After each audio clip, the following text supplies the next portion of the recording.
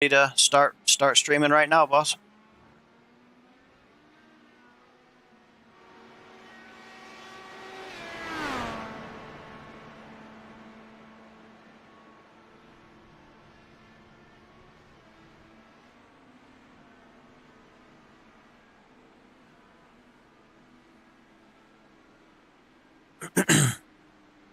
All right, good luck, bud.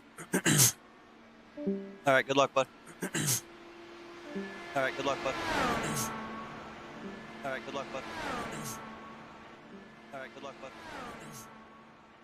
All right, good luck, bud. All right, good luck, bud.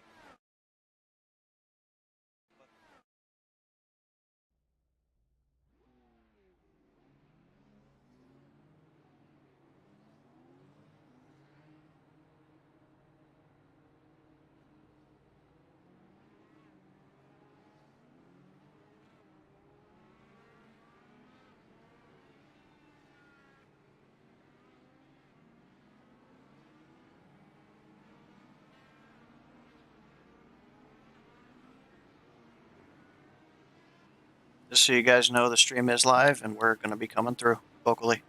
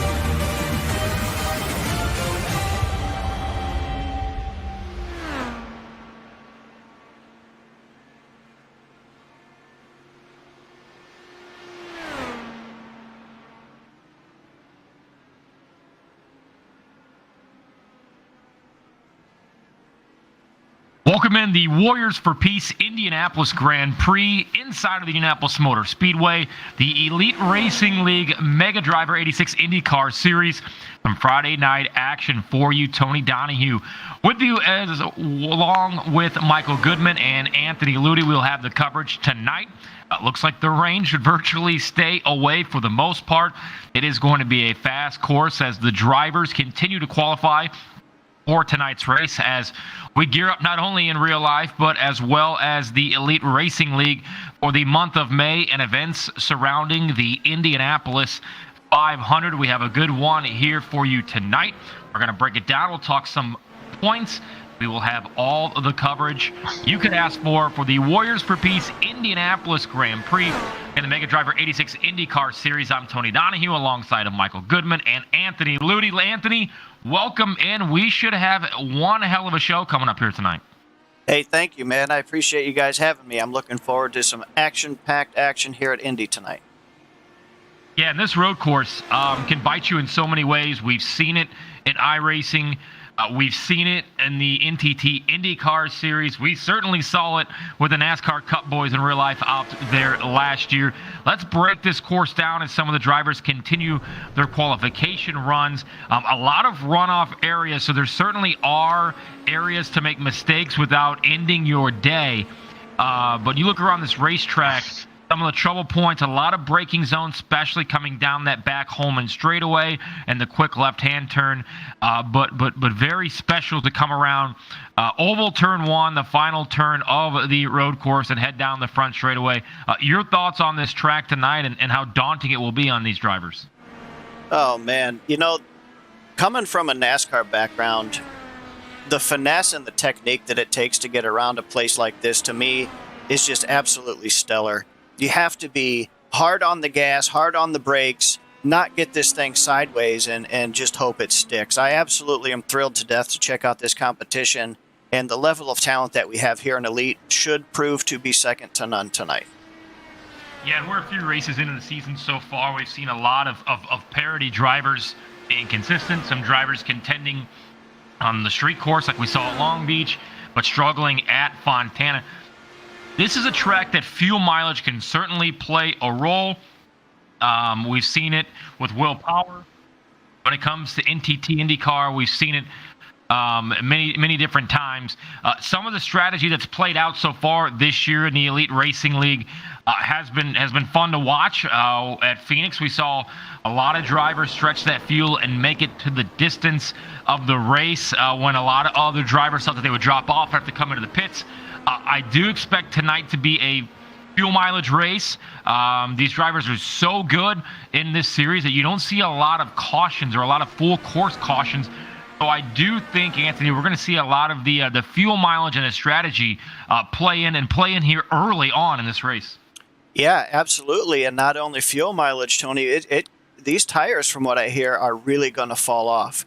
And I think, you know, at a certain degree, that's got to play into a fuel mileage. Whether you're able to lift and save a little bit of fuel, whether you're pushing it to the max, that's up to these drivers because the tire fall off is huge, and they might need to save some of that to get to the end of this thing.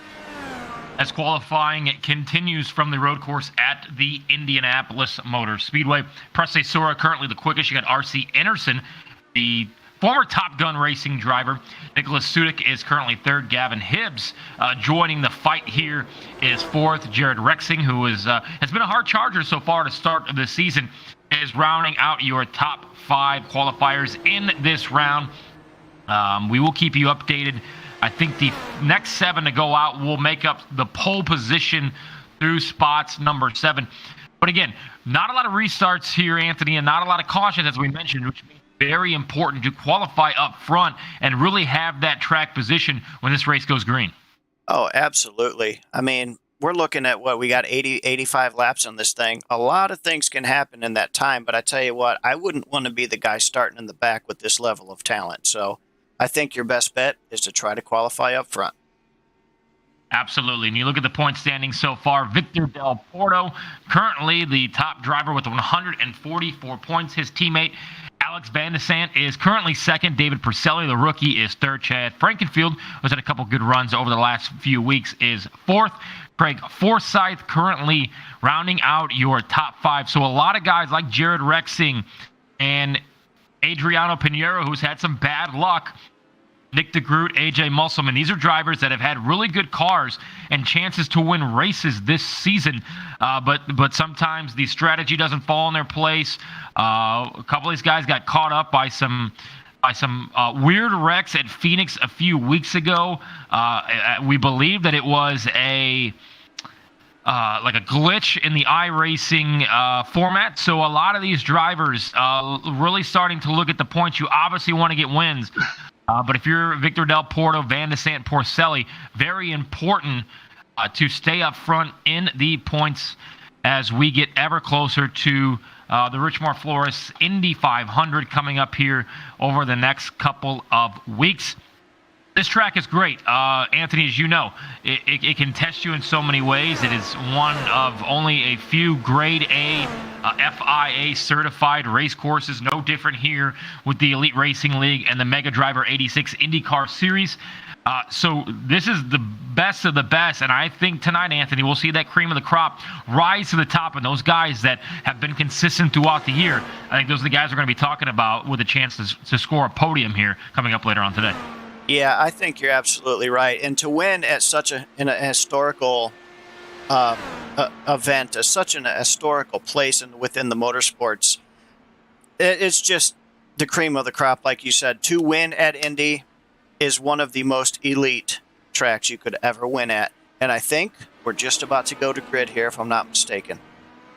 Yeah, and real quick to that point before we go green, we talk about it in NTT IndyCar Series, and we'll talk about it here. There's a lot of momentum that can be built by having a great run here on the road course, qualifying coming up next week, and then obviously the big show, I believe it's 2 Fridays from tonight, when the Mega Driver 86 IndyCar Series takes on the Indianapolis 500. RC Anderson currently with the top position, followed by Presley Sora, Nicholas Sudik, Gavin Hibbs, and Jared Ruxin so far here for qualifications for the upcoming race here on the road course at the Indianapolis Motor Speedway. Let's bring in Michael Goodman, who's going to help produce here tonight. Michael, we appreciate your help. What are your thoughts coming up on this race?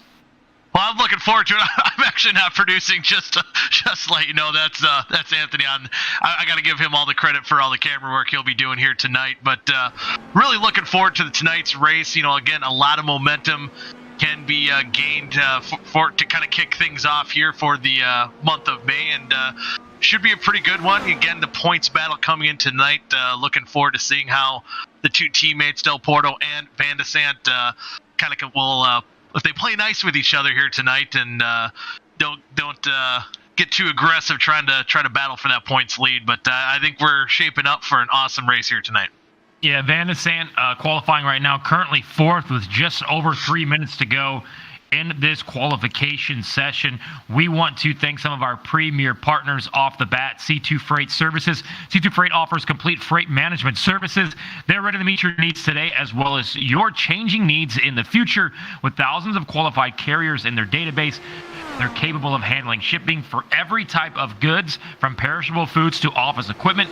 Whatever you need to ship, they have access to the necessary equipment, including flatbeds, double drops, vans, tankers, refrigerated equipment, multi-axle heavy haulers, dump trucks, and more. Again, big shout out and thanks to C2 Freight Services. We'll talk about a few more of our great partners here coming up throughout the night as we are inside of 3 minutes of qualifying. And guys, the guy who's been on the road course in real life is currently the guy that sits atop the standings here in qualifications, RC Enerson, with a lap of 1 minute 13 seconds, 0.29. So far the fastest by 0.4 of a second. Michael, it's always good to have some real experience on this track as well. Yeah, and he brings his real life experience. I think every time he hops into an elite virtual race car, if it doesn't matter if it's in the NASCAR Cup Series that Elite has, the Joint APS Cup Series, or here in the at Mega Driver 86 IndyCar Series, he brings it every week. It's kind of always nice to have RC race with us pretty much on a weekly basis, and he likes to have fun and. Man, he's pretty darn fast as well. So he's going to be, I think, certainly one of the favorites here tonight, especially, like you said, I believe he was even in the last time the IndyCar Series ran here in real life. I believe it was the Harvest GP last fall, and he was in that event in real life for, as you mentioned earlier, Top Gun racing. EDI Services, C2 Freight offers electronic data interchange services to allow shippers to keep close electronic tabs on their shipments. And EDI Services, C2 Freight Services as well. We thank them as we get closer to the green flag coming up here over the next few minutes. I'd like to thank other sponsors as well, like Freight Resources Incorporated. All right, guys, important to start up front. As we know, currently RC Anderson on the pole, as mentioned, then Presley Sora. Nate Sefker just laid down a really good lap to move into third. Alexander Van de Sant is currently 4th. And then Eric Troiano, who is looking for a good run tonight, is your top 5 so far in qualifying. Other guys still out there making some laps: Chad Frankenfield, Adriano Pinheiro, Justin Fortner, David Porcelli. Guys, this is a long race. People won't tune in. And yes, it's an I race, but you still have to keep your focus. You have to maintain the strategy. And a lot of these guys are doing it by themselves. They're doing the strategy in their head as they're out there racing and trying to stay up towards the front. So if you don't mind, Michael, walk us through just how difficult this is on iRacing to do an 85-lap race consecutively on the road course at Indianapolis Motor Speedway. Oh, man, there is a lot going through your head when you're driving these Indy cars. It's probably why, me personally, I'm not very good at it because, like you said, there's no race strategists. A lot of these guys don't have spotters or crew chiefs. They have to go off of the default computer iRacing spotter. So, for the most part, you're doing it all right there in the cockpit, making your adjustments, making your pit strategy, and also trying to drive the course, which as you said, there's not a lot of corners that can end your day, but it can certainly hurt your race, and or if you get in the few bad corners that do end your day, that's that. But yeah, there's just a lot to take on, to tackle going into this event tonight, and I think the best man will win it, and we'll see who that is as the qualifying has completed. We are complete through qualifying with Adriano Pinheiro currently on the pole. He is looking for a good run. He sits 10th currently in the points, although he has raced better than that throughout the start of the season. R.C. Anderson will start 2nd. Presley Sora will start from the 3rd spot. Then Nate Setker and Alex Van de Sant currently will start from the 5th position. Guys, some drivers to watch out for here. A little bit on back: Victor Del Porto, David Porcelli, Chad Frankenfield, Justin Fortner, and Jared Ruxin are always guys that somehow don't seem to qualify up to their standards, but they race their way up towards the front. Before we go green here, you guys to go ahead. We'll start with you, Anthony. Pick some guys that you could see making some moves that maybe aren't starting up towards the front. Well, that's a tough one. After what I saw these last couple races, I know he is toward the front, so I'm kind of cheating a little bit. But the 97 of Alex Van de Sant, he knows how to get around this place. And I'm telling you what, he knows how to work that car. He understands when you're supposed to be on the inside or the outside to set himself up for the next corner. And I think that car is going to be one to watch all day. Yeah, you kind of went after my heart there. Van de Sant is one of my teammates on the NASCAR side, so always wish him the best of luck here tonight. And yeah, nice. He does know how to get around here in the IndyCar. But I'd like to see some of these guys that make more of the IndyCar starts. They don't kind of race in the NASCAR series. I think Craig Forsyth, we've seen him win about a month ago or so at Michigan. It's an oval. Be kind of curious to see how he does. I'm looking for him, starting back in the 10th position to try to work his way up to the front. And I think Chad Frankenfield starting 11th. This is kind of his baby. He loves the month of May. He's the guy who runs the league here, and he puts a lot of laps. If it's the oval, if it's the road course, he puts a ton of laps here at the Indianapolis Motor Speedway. And starting 11th. I think he's going to be hungry to work himself up towards front. Absolutely. We're getting ready for the green flag here. The Elite Racing League Warriors for Peace Indianapolis Grand Prix. Before we go green, let's take a look at the point standings. As mentioned, Victor Del Porto is currently first with his teammate Alex Van de Sant.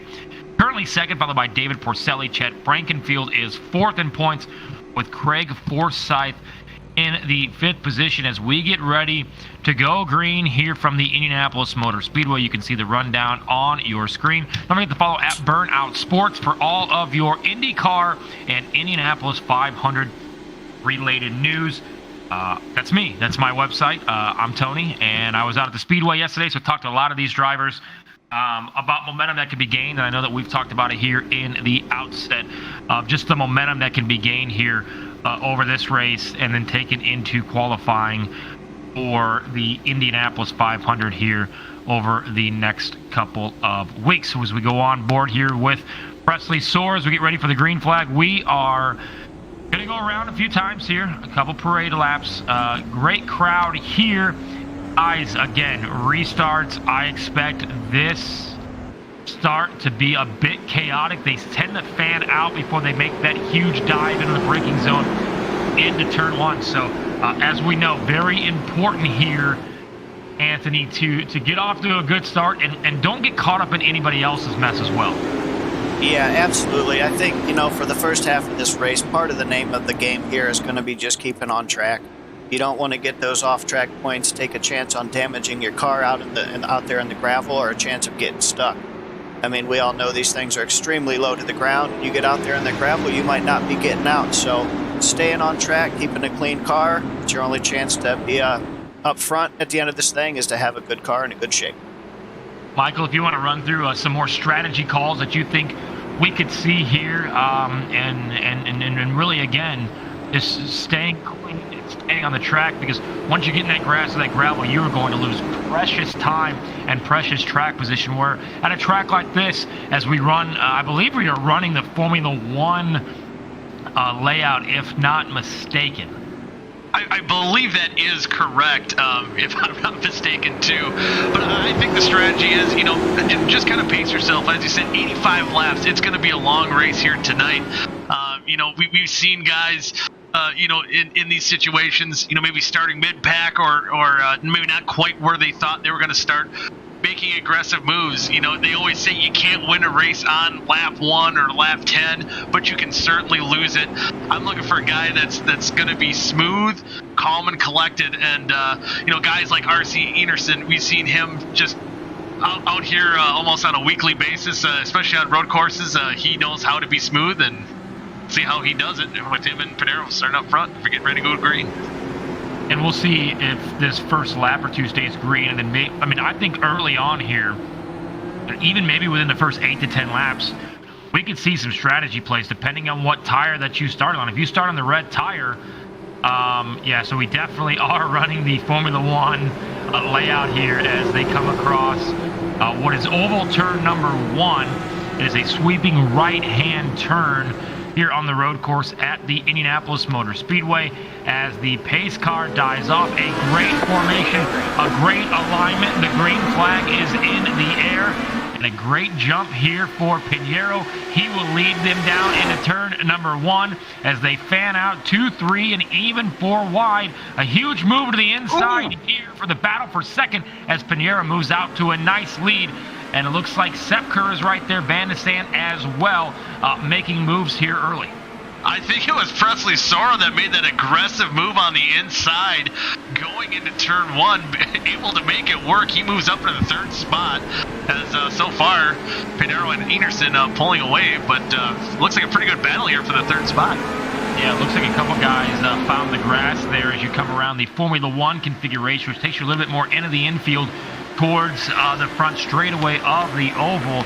So we're a little more than a half lap into this contest. Pinero still leading the way. It looks like he's got about a half second, maybe a full second lead over R.C. Anderson. Nate Sepker is currently 3rd. Soraya moves back to 4th. Van de Sant is currently 5th. As they will not dive into the infield here, we will take the Formula One road course. So this is the fastest part of the track right here. You gain so much momentum, and we'll see it here for the first time, boys, as we go back to the Whiskey Cast replay. I think this is Hasek in the 24 car. So we look at the replay. All by himself, so I don't know if he just kind of misjudged the corner. Oh, and then round he goes. So I don't know if he fell asleep or the wheel locked up on him, but nonetheless, 1 lap into the books of the Warriors for Peace Indianapolis Grand Prix, and R.C. Anderson making a little bit of a charge here.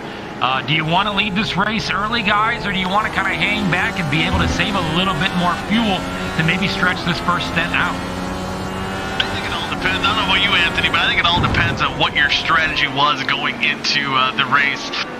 Enerson, he might have that strategy to save some fuel, or maybe he hasn't figured out where he can go and lead some laps. I think we're going to find out if he's going to make those moves relatively quick, if he does decide to do that, because he is right there on Pinero, our leader.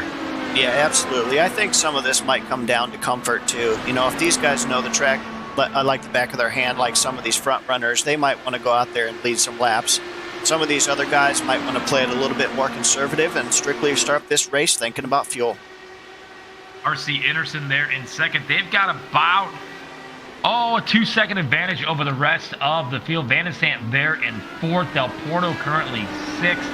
As we take a look at some of the rundown here through the first couple of laps. And guys, clean start, which I think was one of the keys for every driver. As it was mentioned in the pre-race, you can certainly lose this thing in the first turn.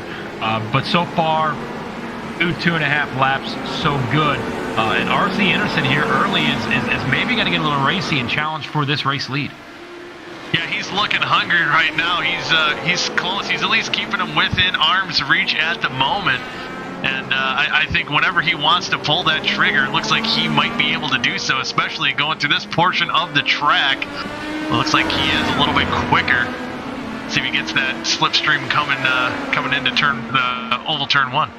A couple guys that have had great starts. Craig Forsyth up to 7th after starting in the 10th position. Jared Ruxin, who is usually on the charge in these races, is up to 12th. Not good starts for Eric Troiano. He lost 3 positions. He's back to 9th. Chad Frankenfield down to 14th after starting 11th. And Gavin Hibbs currently in the 15th position. If you don't mind, if we can go back, maybe check out a replay of the start as those guys went down into the first turn to see where maybe some of these guys lost their positions. I'm not sure if we could pull it up quickly, but just to be able to check out maybe where some of these positions were lost throughout the field. We saw Frankenfield again lose about 3 positions. Yeah, I wonder if he was one of the guys. I know you mentioned someone getting into the grass. I did miss it at the moment, as it looks like we're trying to get the replay going here. Well, there's Dewer. And that's one thing I think to note here, watching the replay here of Dustin Dewer going into turn 1. Some of these guys, NASCAR kind of crossover guys who don't have much experience in the IndyCar on maybe even an oval, let alone a road course. So some of these guys kind of stepping out of their comfort zone. I think someone just spun out there out on the racetrack as well. I think that was might have been Ryan Schull. I think that just spun out on the racetrack. But some of these guys that don't compete on a regular basis in this series, I think Andrew Rucker was another one who's actually moved up 3 spots, currently in 15th. So good job for him, even though he doesn't have a whole lot of IndyCar races under his belt. Yeah, talk about that real quick. I mean, this is very as similar as probably you can get. These I races, the series. This isn't just you're hooking it up when anybody can do it. This takes a lot of skill to do. But sometimes the braking zones and just feathering that throttle. I mean, we saw it at the Indianapolis Motor Speedway the other day. If you punch it a little bit too quickly, that back end hops around and it's slick out here, guys. If you cut the grass a little bit or hit the curb just right, you're going to find yourself spun out in the opposite direction. Yeah, it's certainly not like, many people, call it a video game, a simulator. That debate will probably always continue here in iRacing, but it's not like picking up a console game on a controller and you can pretty much run wherever you want. I mean, if you make even the slightest mistake, it can either cost you a bunch of time or even could cost you the race. It's very tricky to get around, especially, these road courses, and especially if you're not that comfortable with them. And right now, especially up front, you're seeing some of the best drivers, even on the service, tackling this road course right now and doing one heck of a job. Yep, up front, it's still Pinheiro by about 0.7 to 0.8 seconds, depending on what part of the track it is. But RC Anderson, currently second, has kind of kept his space. He's not gotten too racy, putting a little bit of pressure on it. And a lot of this is just finding where your car works early. And as we know, guys, as the fuel load drops off here over the next, let's say, 13 to 15 laps, that car becomes lighter. There's a lot of adjustments that you can do inside of the cockpit of these cars as that car gets lighter throughout the run. Yeah, that's another thing I think we forgot to mention that you can tackle in the cockpit here as well. Make some wing adjustments, some fuel adjustments as well, and run it rich or a little bit more rich or more lean, or however you want to get it done to try to save more fuel. There's just a bunch of adjustments that you can make in the cockpit of these cars to either make them handle better or to get the best fuel mileage. And it's going to be interesting. And just to note too, some of the lap times I've been kind of noticing, and that time Pinheiro was about 0.4, 0.5, about half a second faster. But before that, him and Enerson were running basically identical lap times, maybe a little bit of a flip up out of that 50 machine. And but right now, I think kind of the guy setting that pace is that 56 of Pinheiro, as he's still currently holding on to that lead. And if you look at it, Enerson has the top time so far of this race at 1 minute 13.65. Not too far off is Adriano Pinheiro, who is the leader by currently 1.30 seconds. Alex Van de Sant up 2 spots, currently in third. Victor Del Porto is currently fourth, with Presley Sora moving down to the 5th spot. Van de Sant, Del Porto, ironically enough, you're top 2 in the points, and they're buying their time here. That's probably in the back of your mind as a driver once you get to the end of the race, but right now you're just thinking focus forward, and it's all about track position at this point. Yeah, and I think you look at those two teammates running third and fourth, Del Porto, Van de Sant. They're some of the smoothest guys out there. They always look at the big picture of it. They're not, maybe that NASCAR mindset. You always want to go up to the front, trying to lead every lap and get what you can. They're more methodical. They're more. They always have that race strategy in mind. And right now, running real well in the third and fourth spots, and Van de Sant too, running pretty similar lap times with your top 2, maybe just about a 10th off or so, but set down some pretty good laps as well. And I think they're in it for the long haul, that's for sure. Elsewhere throughout the rest of the field, some other drivers that I think maybe we start to see here several laps maybe make a strategy call where they say, hey, okay, we didn't get that early yellow. We really wanted to maybe gain some spots, but Jared Ruxin is a guy that's been on the charge. He is up 4 spots to the 10th position. Chad Frankenfield has gotten a few spots back. Andrew Rucker is up 5. So we know that some of these cars are fast. It's just about track position. So it'll be interesting to see if some of these guys are about 9th or 10th on back, if they decide, okay, let's pit early and shorten up this stint, maybe hop on the black tires in the next stint to be able to go a little bit further. But again, Adriano Pinheiro is your leader, with R.C. Enerson currently in the 2nd spot. He's about 1.7 seconds back of the lead, so a good pace here early for Adriano Pinheiro, as we're just over 8 laps into this race here for the Mega Driver IndyCar Series Elite Racing Network. I'm Tony Downey. Anthony Ludi is with me, Michael Goodman. Michael, good start to the race here, but things are going to start picking up here with some of these strategy calls. Yeah, the strategy calls, I think it's where it's going to be at. And kind of as you were mentioning just a little bit ago, some of these guys, Chad Frankenfield, I think started back a little bit further than he wanted to begin with. And the start of this race hasn't gone maybe quite to plan. So that's where maybe that strategy might come into play here. Does he try to short pit to change things up, try to get a little bit of track position, get the better tires? I believe, is he currently, I can't quite see if he's on the reds right now. I believe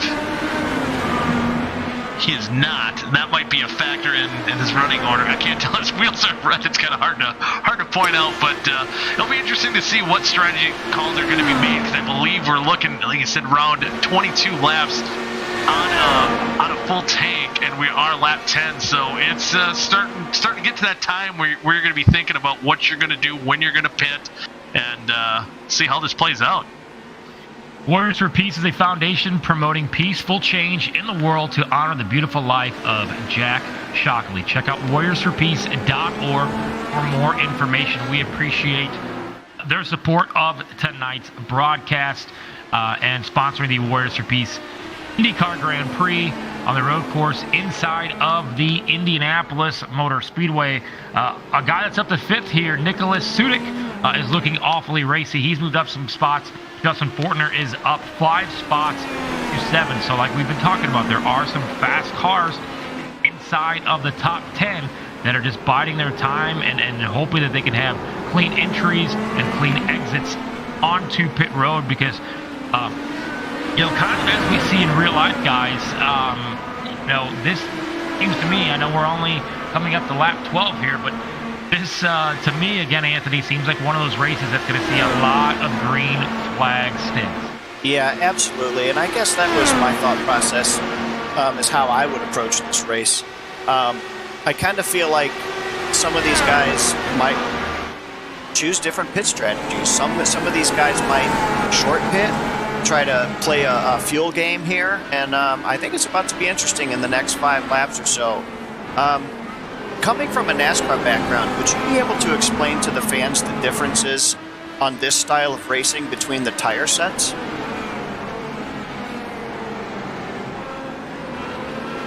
Michael, I'm not sure if that was a question for you or for me, but certainly in IndyCar, you have the black tires, which have grip for a lot longer. They usually last pretty much the whole fuel stint, which at this track can be 20 to 23 laps. The red tires have a much better grip and can give you some faster lap times after the restart or after the initial pit stop, but fall off a lot sooner. So we talk about different strategies. I don't believe there's push to pass on these cars like there is in the real life NTT IndyCar Series. But yeah, the black tires last throughout the stint. They've got more of a consistent grip throughout your stint, with the red tires falling off a lot quicker, but they do have optimal grip for probably the first 8 to 10, 12 laps of the stint. So Great that's explanation. how IndyCar, that's what I know. Great, I appreciate that explanation here. I'm still learning. Yeah. See, I was sorry. I was waiting for you to answer that as well. You're hanging with a couple of NASCAR boys here tonight, Yes. Tony. yes. Well, so that's, I mean, NASCAR has their stage races, and look, everybody has a strategy trying to make races better and more entertaining for the fans. But certainly, here as we look at Presley Sora, who's fallen back to 4th.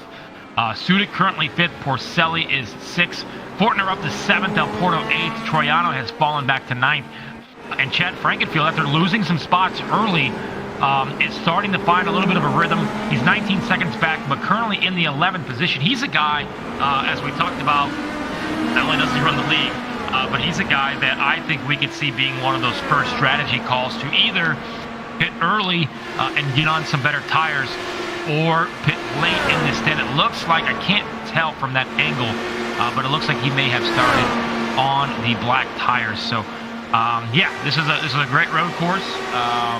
NASCAR was here last year for the first time. That was the race that I was at. It was certainly entertaining. So 13 laps here completed in the Warriors for Peace Indianapolis Grand Prix, as we get ready for an exciting couple of weeks here over the next couple of weeks on the Elite Racing League channels, especially when it comes to all things IndyCar.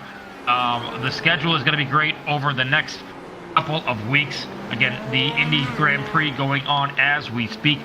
Next Friday night, qualifying for the Indy 500. Then we will have a carb day practice on Thursday, May 6th. Don't forget, is the Rich Mar Flores Indianapolis 500 coming up on the 6th, I believe. Chad mentioned this earlier, that the 2013 winner of the Indianapolis 500, Tony Kanaan, will be along with us. And I actually talked to Tony yesterday out at the Indianapolis Motor Speedway. I said, you've been doing this for a long time. I'm sure people tell you that all the time. And he goes, yeah, I think next year, will be the year that I give it up. So maybe we'll see him in a couple more years joining us here on some of these races throughout the broadcast of the year. So we're about 14 laps in here, guys. We should be into the pit window. We'll see if anybody, it looks like Rucker is in the pit. I'm not sure if he's a lap down. We have a car off. Went off track. Andrew Rucker just pitted. Right on cue. And again, as we talked about, guys, once you find yourself at a Sam trap, the reset button is something you definitely want to hit.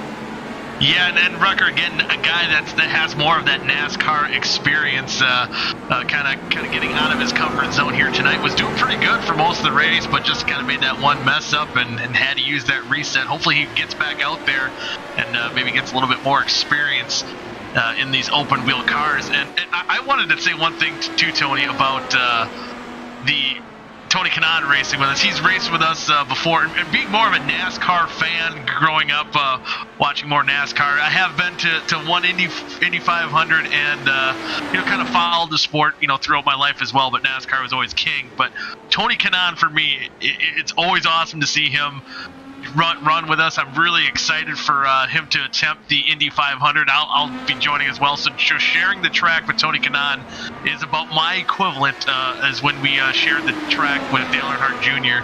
in our NASCAR events. That's really cool, and I'm glad a lot of these guys that join us. I think we even had guys like Graham Rahal run with us in the past, Colton Herita, and a few others as well. And it's always fun that they decide to participate with us, just regular Joes out here, and should be a good time. Yeah, that's absolutely incredible to be able to draw names like that and have their interest to come out here and race with us mortal beings. I mean, for most of us, this is as close as we'll ever come, Oh, yeah. I saw that. We've got... Go back to the replay here, the Whiskey Cast replay, and... Gavin Hibbs. Oh, man, he was doing pretty good starting off this race, but... Moving up, and let's see what happens here. Just gets a little loose right there. On the curb, tries to save it, but it's already too late. And then into, almost like we just saw with Rucker, and very hard contact that will more than likely ruin Gavin Hibbs' night. So, like you said, there's, different than in NASCAR world, there's not a lot of leeway on these Indy cars, and once that thing goes around, it's hard to correct it. So, Hibbs is in the pits, currently running 19th, but that will certainly ruin his day. I do got to point out, I believe the 10 car of Jared Ruxin is on pit road as well, so he might be the first guy trying a little bit different strategy out here, and we'll see how this plays out. Just see him going on pit road. And one thing too, I want to go back to the Hibbs incident there, Tony. You saw how just a little bit of that tire went over the rumble strips, and like you said, it doesn't take much. It looked like maybe a quarter of his tire at most was in that grass, and you've seen how upset his car got, and it just shows you how almost perfect you have to be, virtually perfect out on the racetrack here. Yeah, and we saw a car behind him, and a lot of times when you have that car behind you, you kind of start pushing, and now all of a sudden, instead of looking forward, you're looking a little bit more back in your rearview mirror, hoping to keep that position. And sometimes when you miss your mark by just inches, you end up in the gravel trap as we just saw there. So an unfortunate way to go out here, as Adriano Pinheiro still leads 16 laps, and RC Anderson is second, Alex Van de Sande third. Presley Sora is up one more spot. He did start third. He fell back to fifth. He is now fourth. Nicholas Sudik up four is fifth. David Porcelli, Justin Fortner, Eric Troiano, Chad Frankenfield, and Victor Del Porto. Round out your top 10. Del Porto was up there. He's fallen back to the 10th position. So a lot of movement going on. A lot of guys changing positions as well. So we should start seeing more and more pit stops here as we look at David Porcelli and Justin Fortner looking to lock up into a battle here as they come through the S's before they make that long run with this Formula One layout on the oval short chute into oval turn one, which is obviously the final corner here of the Indianapolis Motor Speedway as we see here. But yeah, guys, this is not usually what IndyCar runs. They usually dive into the infield there and then find their way onto the front straightaway. So we are seeing a different layout. Let's go to the back of the field here, and yeah, just a lockup here by Balvans, and then once you get into that grass or you get into that gravel, if you don't spin it around, you're probably going to stall it out here. He does a good job of keeping off the gravel.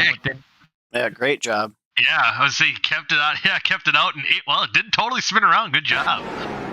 Just to let you know, we do have looks like another car trying to stay, I think, out of the leader's way, going off course there a little bit.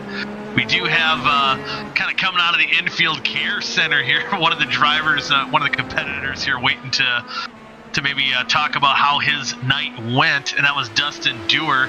currently scored in 21st position. Got to make sure I get him in the right room. And Dusty, again, I know we were kind of mentioning you as one of the guys here tonight that kind of out of their comfort zone, normally that compete on the NASCAR level, decided to take on the Indy road course. How challenging is it out there tonight?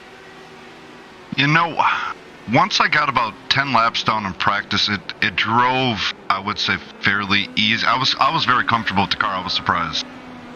So what ended your night here tonight? Or just kind of a start and park adventure? Yeah, kind of start and park. The leader was starting to come, and other things to do.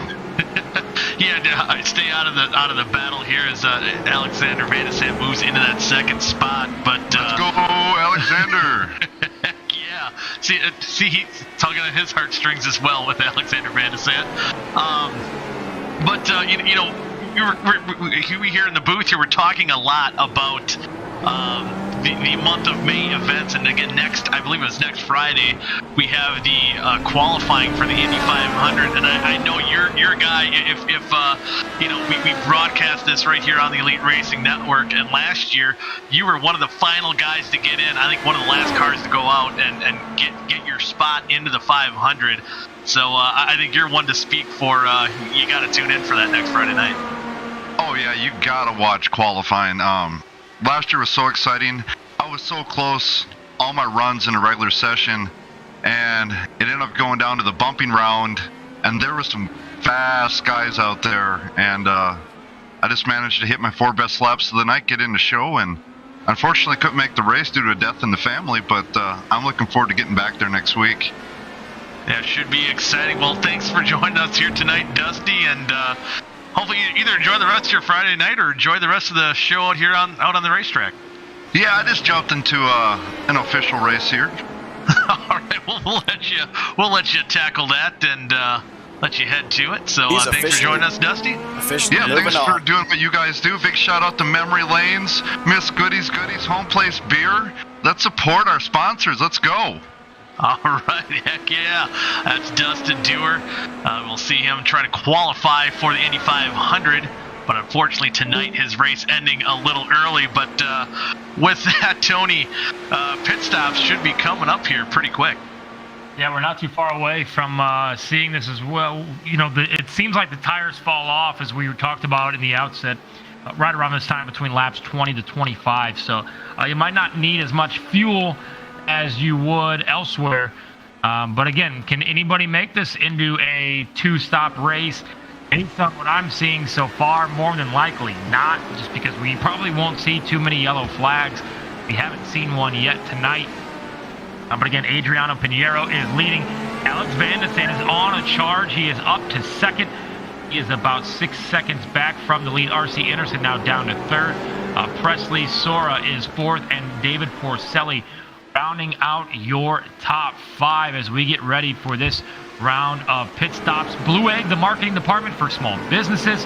We're your marketing department, small business owners. Blue Egg is your biggest fan. In straights, catalyze, and creativity, we help businesses punch above their weight class. Again, big thanks to Blue Egg Marketing. Check them out online as well, and thank you for supporting the Mega Driver 86 Elite IndyCar League as we get ever closer to some of these rounds of pit stops. Guys, about 23 laps into it, as we look at the leaderboard, some drivers. We'll start with you, Michael, that have impressed you here in the early going. I was just going to mention that Alexander Van de Sand, you just talked about him moving into that second position, but just some of the lap times, I think the lap before this last one here, he ran a mere lap that Pinheiro, our leader, has ran. And again, kind of talking about on top of the broadcast that's long race strategy. He likes to play out all 85 laps in his head before he takes the green flag, and certainly right now doing pretty good job at it, moving up 3 spots. And another one I gotta say is Nicholas Sudik in that 21 machine is currently running in 5th. I believe he was a guy, if I remember, I did a broadcast at Michigan as the R.C. Anderson. Overshooting his pits there a little bit. That's going to hurt with him running in second or third before he went in the pits. But Sudik was a guy that I believe he said he was a little bit more comfortable running I believe the road courses, if I'm not mistaken. And he's had some bad luck, and he's been fast, even on the ovals. He's been fast all year long, just hasn't had the luck. And again, being a rookie in this series, I'm hoping he gets I think he's getting some good experience here tonight as he heads on to pit road. And I'm curious to see what experience he's going to gain, and I'm looking for him to maybe move up towards the front. Yeah, and this pit road, as we see here, you're coming in very hot. And you really have to get on the binders a little bit to make sure that you get in without going over the pit road speed limit. And again, making mistakes here with everything happening under the green flag. Mistakes here on pit road can really cost you. So we'll see how far back R.C. Anderson falls after going a little bit past his pits box. Troiano now up into the lead. This is the guy that lost some spots earlier in the race, but currently is stretching out this fuel, as we will see here if he decides to make his way onto pit road as he heads down the Holman Boulevard there at the Indianapolis Motor Speedway. So this may be the first real strategy call of the day. He's the guy that lost some positions early, but it looks like he's stretching the fuel out here as he's gone 23 laps on this stint. Yeah, certainly stretching a little farther than I thought we would see a lot of these guys run. And, I don't know how many more laps he would have to make. I got to do math pretty quick in my head. But I think if he makes a couple more laps, if he can do it, which I think he might be coming down pit road, maybe wanted that just to lead a lap. But I don't know if that's going to be affect the overall race strategy, if that's going to shave off a pit stop or not. Yeah, I certainly don't think that it will, but if you're a guy like Troiano, who's 13th in points, and only a couple points back from cracking into the top 10, maybe you do see if you can stretch it here or there and possibly gain an extra point or two that could go a long way in the long run here in this season-long championship. But again, you look at the top of the charts here, Adriano Pinheiro has been the class of the field throughout. We've got some other drivers, and it looks like with Troiano now pitting, that R.C. Anderson will only lose one spot, and him and Presley Soraya looks like, if we could cut to them, looks like they should be pretty close to each other on the track. Yeah, I didn't really happen to look how far RC was in third spot behind the leaders, but certainly lost a lot of time, only one position on the racetrack. So, I mean, it's not great, but like you said, it could have been a lot worse. And looks like he'll try to work his way back up through the field. And as he's right now, he's laying down the fastest lap of the track as the field's still kind of cycling, getting back up to race pace here. Yep, so it looks like about 21 to 23 laps on these tires on a fuel run, which tells me we should probably see the next round of pit stops between 47 and 50, which leaves you 35 laps. So certainly, unless there's a couple of yellows, which we don't expect, this will be a 3-stop strategy. But then, guys, you kind of got to start thinking about it now on these road courses and how things play out. You're going, okay, when do I want to pit? Do I want to have fresh tires for as long as I can on that last stint? Do I want to run as long as I can and then bring it in maybe 4 or 5 laps to go? So we will see some of the strategy calls here play out, because you are going to have to make this certainly a 3-stopper. No, again, from us being on more of that NASCAR side of things, and I think generally the tire fall off in a stock car is going to be a lot greater than we see in an IndyCar. So it is as far as getting the fresh tires, is that going to be as big of a factor as say it would in a stock car? Yeah, it really depends. If really what sets you have left. If you're going to run the red tire on your last stint, you probably want to stretch that second stint out as long as you can. Therefore, I mean, I would want to be on reds at the end of this race to have better grip for a little bit less time. So maybe that means I come in on lap, I stretch out that second stint on black tires, and then I come in late in that going with maybe 6-7 laps to go on red tires, so I can really charge towards the front. Now, if you're on red tires in that second stint, you might want to cut that stint in half come down pit road around, I don't know, laps 60 to 65, maybe even 70, so you can run those black tires over the last 15 to 20 laps. So we'll see the way the strategy runs here. But again, that I'm sure these drivers are already inside of their heads thinking about, okay, how do we want to play this? What tires do we have? And how much fuel are we going to have? As well as Adriano Pinheiro still leads. Then it's Alex Van de Sant currently in the second spot. Presley Sora is third. RC Anderson is fourth. Sora there has kind of stretched it out about a 1.5 seconds over RC Anderson. And guys, we talked about this. Troiano stayed out that one extra lap. He was running about 10th or 11th. He's now found himself in the fifth. So that one extra lap really gained him about 3 to 4 spots. And I don't know if it's a factor of sometimes even just having, almost open track where you can kind of run as hard as you want. Maybe no one holding you up out on the racetrack. But yeah, that seemed to, as of right now, pay off. And last lap ran the fastest lap out of actually anyone on the track at the moment. So Troiano right now looks like that strategy paying off early on here in the going. And that's one thing too. Like we don't see it as much in NASCAR in real life anymore with the stage break stuff like that. But I think one of the things I missed, and one thing why I probably watch more and more IndyCar every year is that race strategy. I think there's a lot of different forms of racing to love, and there's things to appreciate out of every single one of them. And I think IndyCar, it's always fun to watch that strategy, especially on these road courses. I think it's a lot of fun, and you're instead of playing checkers, you're playing chess out here. Yeah, and and a lot of times we see this in IndyCar here on these iRaces and in real life. You play the strategy so down to a T, right? So you're like, okay, we can go 85 laps, but you might not make it around on your victory lap, or you have to hit this exact number. So there's an exact number that these guys are going to be looking for to hit to be able to make it, and you want to be striking at the right time. And then sometimes a red flag or a yellow flag can get in there and kind of throw a wrench in all of it as well. Powerhouse Recycling strives to offer the highest level of customer service in the industry for each load process time and time again. Attainable account representation, prompt and on-time pickups, and customized recycling solutions keeps Powerhouse Recycling as a North Carolina market leader in customer service. They believe in quality customer service before, during, and after the processing of a client's materials.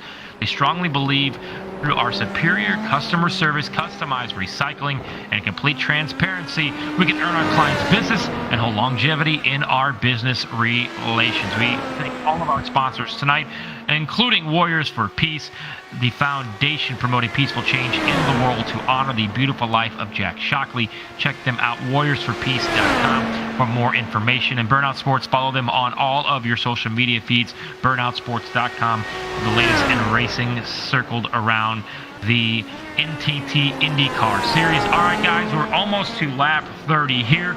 We will step aside for a few laps, take a quick break. We will have all the action still going on our video feed. We will step away for a slight break. We'll be back with the last 45 to 50 laps here on the road course of the Indianapolis Motor Speedway.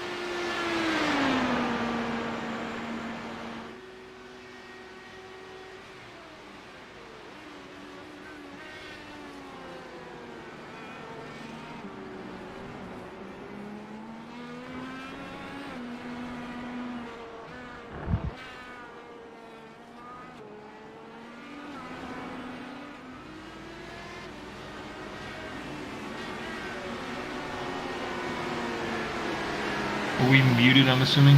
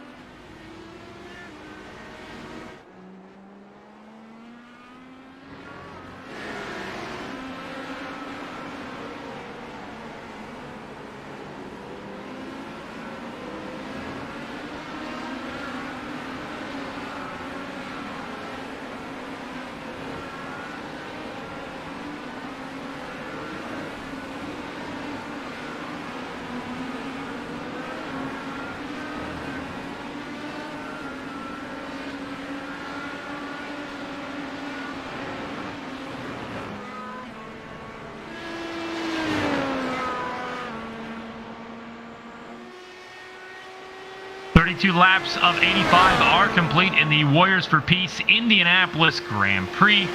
Elite Racing Network, the Mega Driver 86 IndyCar Series. Solid race so far, no yellow flags. We have completed our first rounds of pit stops here as of late. Your current leader is Adriano Pinheiro, with Alex Vanessa currently second, R.C. Anderson third, Presley Sora fourth, and Eric Troiano has moved up after that last cycle of pit stops to the fifth position. I am Tony Donahue. Anthony Ludi and Michael Goodman are joining me as well for the Warriors for Peace IndyCar Grand Prix at the Indianapolis Motor Speedway. All right, boys, I know you guys are both stock car types.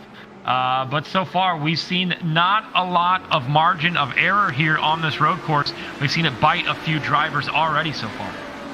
Yeah, and, you know, again, R.C. Anderson, we've seen him miss his pit box just by a little bit. We did, while we're under break, you've seen that pass that R.C. made over Presley Sora to get into that third position. But, you know, that's kind of one of the crazy things, one of the things I love, just the different styles of racing that you see from, you know, fendered cars to you know, open wheel cars is just that precision that you have to have out here. You know, we've seen guys just go a little bit over the rumble strips and get off course and kind of wreck their lap, and certainly can play a big factor in how your race plays out. So it's always fun kind of stepping out of your comfort zone and watching something a little different and pick up on different strategies. And And who knows? I mean, we've seen R.C. Enerson do it before too in our Elite NASCAR series. Kind of carrying over some of that strategy into the stock car world. Yeah, most definitely. One of the things that I commented on while we were on break there was how much I'm learning by being a part of this tonight.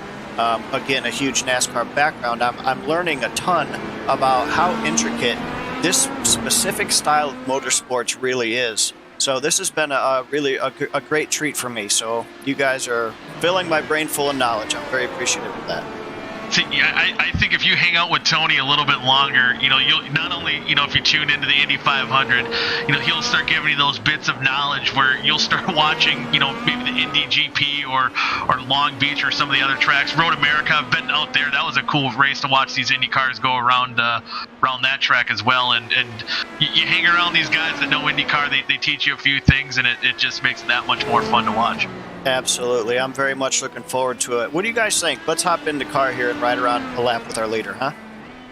Yeah, let's go for it. He's been smooth all day long here. Adriano Pinheiro with a 6.5-second lead in the privateer over his teammate Alex Van de Sant.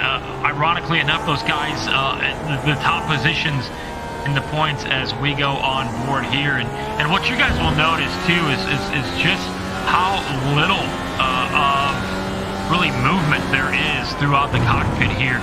You'll obviously see the turn there, but a very smooth race car here for Adriano Pinheiro. He's done this before. He hits the curbs perfectly, and really you don't see a lot of bounce or a lot of snapping out of that steering wheel. Yeah, it's just crazy how smooth. It looks like there's just minimal effort for Pinheiro out there, but I can guarantee you it takes a lot of skill to get around this racetrack. As one who cannot do it very well, I can tell you it takes a one heck of a wheelman to get around here, and Pinheiro is performing almost perfectly out here tonight, as he's I think led almost every lap here tonight, if not every lap. Yeah, and he's got a 6.5-second advantage. He will probably start coming up with some lap traffic here over the next 4 to 5 laps. So they are currently at the north end of the track here as we watch Adriano Pinheiro. And this is the road course of the Formula One layout, coming around this sweeping left-hander before the right-hand turn coming up to head down Holman Boulevard. The IndyCar layout, you don't really kind of go around that carousel. You just head straight to the backstretch and you're on the throttle. So a huge braking zone here before the left-hander as he handles it nicely, hugging the curbs. You come to the S's here before you then head on to what is the warm-up lane of the oval here. As you can see that there on the inside of the race course.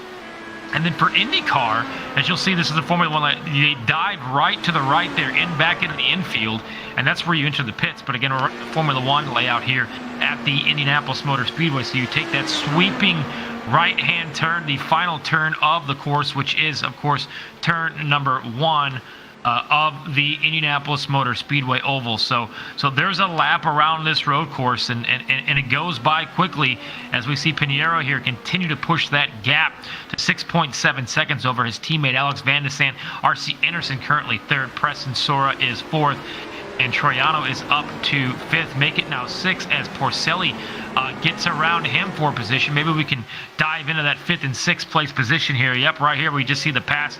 Probably going to run coming off that final turn down the front straightaway. So some action here, boys, is already 37 laps in. We start looking into that second round of pit stops. Yeah, it's certainly getting close. We'll see what strategies these boys have. Troiano, one of the guys who stretched their fuel run last time. We'll see. I'm looking for Jared Ruxin. I believe he was one of the first guys that came down pit road relatively early, maybe about 20 laps ago. So he should be heading maybe down pit road soon enough. But we'll see how that plays into his strategy. Talking about the Formula One layout here, Tony, I believe, if I'm not mistaken, there was supposed to be an update for this track to get the regular IndyCar, I think NASCAR style that they run on now, NASCAR runs on now, that was supposed to be implemented on Wednesday, but I believe the update got delayed, and hopefully, but next time we come back out here for the at Mega Driver 86 IndyCar Series, they should be running the more IndyCar traditional layout. Yeah, and Pinheiro here working on some lap traffic. Look like he got a little bit caught up there and caught the grass as he's, I think, the sandwich right now between two lap cars as we head down the Holman straightaway here. As the lap car looks like will try to get out of the way. Yes, he certainly will. But got caught up a little bit there. We will see if that allows Van de Sant to cut into the lead. Maybe only about a split second or so there. So, yeah, we've talked about this as we look at Alex Van de Sant running in second currently. You come up on some of these lap traffic, and if you catch some guys at the wrong time, and you try to make an impatient move where you dive bomb to the inside or they don't know that you're there, that's kind of when it becomes disastrous. So you've really got to pay attention and pick and choose your battles, because there might not be as many passes for position, but if you're leading, you're certainly going to have to maneuver some lap traffic here as we've hit lap number 40 of the Warriors for Peace Indianapolis Grand Prix, and we have a spin right in front. Ooh. Leader there, but it looks like Pinheiro was able to avoid a contact there. Let's take a look back here at the Whiskey Cask replay. Alec Ballvans, and see if going into the corner here just locks him up a little bit too much. The back end steps around. He does a good job of saving it, but now you're going backwards onto the track, and if we see right here, yep, there goes one of the leaders. I believe that was... I think that was Van de Sant there in 97. Yeah, you got to really watch out for some of these lap cars, because they can ruin your day real quick. As we've seen Van de Sant now cut into that lead by about a second. It was at about 6.9 before that last lap. Now it's down to 6.1. So we'll see if he can continue to gain here over the next several laps as we get closer to that second round of pit stops. You know, again, talking about how perfect you got to be on this track when you've seen Pinheiro get on the grass a little bit, kind of lose that speed. Again, losing about a full second to Van de Sant that last time by. And you know, again, road courses are a lot of rhythm racing, and I think that kind of threw off his rhythm just a little bit. And you know, certainly, you know, if that happens enough with Pinheiro catching this lap traffic, that could certainly dwindle that lead, as it's almost getting down to right about 6 seconds even. As I think, as you said a minute ago, is right around that 7-second mark. So certainly closing in. Van de Sant, though, he still has to work through some of that lap traffic as well and see if he can get around it maybe a little bit better than the 56 did. Yeah, and I'm going to be interesting to see here if, you know, as the next round of pit stops come up. We saw Troiano in that first round stay out one extra lap, and that moved him up from about 9th spot to 5th. So with a 6-second lead right now for Pinheiro, does Van de Sant try to stay out one extra lap to maybe gain 2 to 3 seconds and really cut into that lead? It'll be interesting to see here. And as we talked about, you can't make mistakes. You know, R.C. Anderson was second, had just given up that 3rd spot before coming out of the pits, and he was right with the second place position car there, but he obviously overshot his pits, as we talked about, and that cost him 3 to 4 seconds, and you can see now as he's 7 seconds back of second place. So you really have to be on your marks here, especially on those in and out laps when you come in to make your pit stop here over the next probably 7 to 8 laps. Yeah, it should be coming soon. I believe we just had the guy who kind of led the pit cycle last time, Jared Ruxin. I believe he came down pit road. He got his service completed. He was relatively early to our other competitors out here, so it's probably going to be within a couple more laps before we see anyone else get on pit road. Ruxin, again, more of that NASCAR style guy, runs regularly here in the Mega Driver 86 IndyCar Series, but kind of probably wishing for a little bit better day. Currently sitting in the 14th position, and maybe just trying something a little different and see if it sticks. He's currently on his red tires too. So probably falling off a little bit more than most when he's on the red tires there. As we are late in the stint, we're about 21 and 22 laps since the last round of pit stops. So some of these drivers may be extending it a little bit longer here on this second stint. So it's going to be really close because we're right at the halfway point right now as we're about halfway through this 42nd lap. again, we've only had one stop, so you're probably definitely going to have 2 more here over the final 42 to 43 laps of this Warriors for Peace Indianapolis Grand Prix. So, as I talked about, after that first round of pit stops, the second stint, which these drivers are currently on, that's kind of in the back of your mind. You're starting to think, okay, where can I make some time up? How long do I want to go on this stint? How long does that back me up on that second stint towards the end of the race as well? So a lot of the strategy here playing out as Pinheiro is your current leader. And again, as we mentioned, Alex Van de Sant is second, RC Anderson third, David Forcelli is fourth, Presley Sora is fifth, Eric Troiano sixth, followed by Nicholas Sudik, Chad Frankenfield, Victor Del Porto, and Justin Fortner rounding out your top 10 so far. And again, a lot of these guys came in on lap 22 for their last cycle of pit stops. Troiano, Ryan Sheld, and Kenyatta there all lasted 23 laps. So it looks like the extreme most you can go is 23 laps. And I think you'll see a lot of these leaders coming in here over the next 1 or 2 laps as they will make their way down for their second pit stop. As we see, it looks like Del Porto will come into the pits as well. And again, you're coming in hot and heavy there, guys. You really got to back it down when you get to those cones right there at the entrance of pit road to make sure that you are at the legal pit speed. So again, hitting your marks here, you got to be perfect. And we'll see here as we go back to the leader, Adriano Pinheiro. I expect him, boys, to be coming in here this time around. Yeah, he should be coming in here any minute now. And I'm going to be curious to see how Alexander Van de Sant gets down pit road. We've seen, as we mentioned, RC Anderson on the last pit stop overshooting his pit box there a little bit. Just trying to gain whatever time he can. You have to be right on that razor's edge without going over. And Van de Sant, he's been closing in just a little bit, but maybe not as quick as he'd like. You got to try to get it where you can, but you don't want to overdo it. So it'll be interesting to see how a guy like Van de Sant gets on and off pit road, only being now just about 6 seconds back. Yeah, we kind of saw it there.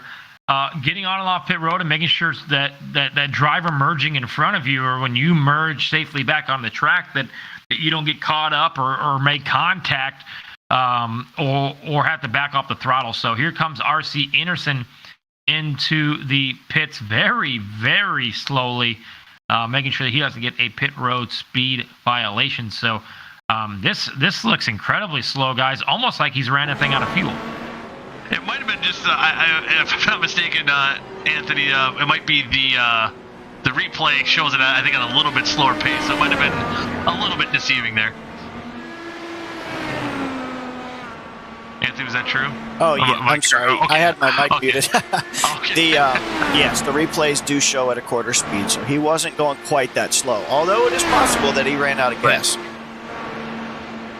Right now, he is back out on the racetrack, currently sitting in the 9th position after hitting pit road. And it didn't look like he had too much hiccups that he had on the last pit stop, because I bet you maybe not quite as slow as we showed there on the replay, Tony, but I'm sure he was a little bit more cautious coming onto pit road than he was that first stint.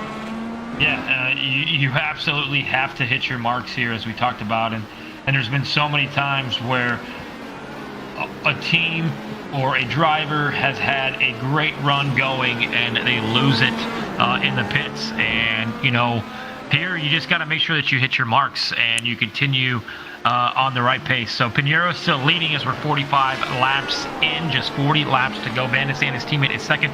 Troiano, who is going to stay out here one more lap, is third. Porcelli in the pits, Soraya in the pits. We'll see RC Anderson here move up, as a lot of these guys that are inside of the top 10 have found themselves down pit road. One question I want to ask you here, Tony. Being Pinheiro the leader, who's just been the class in the field so far here tonight. Can he get kind of lackadaisical or kind of almost too content with that lead and maybe play a little bit too conservative coming out pit road and maybe lose a little bit too much time that just will slowly chew away at that lead that he has over Van de Sant at the moment? Yeah, I mean, 6 seconds, it seems like a pretty big lead, but here you can see him moving up onto the lap traffic here. You can lose a lot of time. Here's Alex Van de Sant coming into the pits on the replay here. Yeah, I meeen, and look, you got to watch out for lap traffic here. You know, we haven't really seen a lot of passes for the lead up towards the front, as Pinheiro has been dominant. But Van de Sande here coming in, you've got to hit your marks, and we keep saying it, but you almost have to be perfect. Pinheiro has now gone 23 and a half laps on this stint since his last pit stop. And at this point, boys, I'm bringing the thing in because I'm going to be coming up on lap traffic, and I know I got to pit anyway. I don't want to go one more lap and maybe get slowed up by a tenth or two and lose that valuable track position because I was trying to battle with a lap car. So we should see him, and we do. He is coming on to pit road here. Troiano is still out there as well. I don't believe that he has made his second pit stop either as Van de Sande leaves pit road. Let's take a look here at Adriano Pinheiro, the leader, coming in for his second pit stop here of the Warriors for Peace Indianapolis Grand Prix. Yeah, getting on pit road, and it appears now, I don't know if Van de Sande had trouble before his pit stops. We've seen R.C. Enerson coming down pit road already. He's already moved up into the third position, where Alexander Van de Sande yet to cycle through, but currently sitting in sixth, now sitting behind R.C. Enerson. Maybe just was the short pit stop factor. Maybe even R.C. taking that red set, maybe running a few quicker laps. Actually, yeah, he's been running some screamers here at the moment. I think last lap was a 1:13.85. It's been a while since we've seen guys break into the 1:13s. So he's trying to take advantage and maybe get a little bit of that time back that he lost after that first pit stop. Yeah, and we'll see here if he can close that gap. He was third as they came in, but it looks like Pinheiro in and off of pit road pretty nicely, and it looks like he will maintain that lead as he currently is up about, looks like 11 seconds. So, yeah, and we still have some cycling news. So Anderson now up to the second position, about 11 seconds back. Van de Sande, if we can cut to him, he has fallen to fourth. Not sure if the timing and scoring is updated. It should have updated by now, but maybe not a good pit stop there for Alexander Van de Sande. Yeah, certainly lost a bunch of time sitting in fourth. I believe it's showing that gap before it did. No, it's at least on my screen kind of screwed up. But he was about 30 seconds back. But I think we do see Porcelli in third and R.C. Enerson on those red tires running a bit quicker laps. I can't quite tell from that angle if Van de Sande has his reds on at the moment. So he might be losing a little bit of time just because of that fact as well.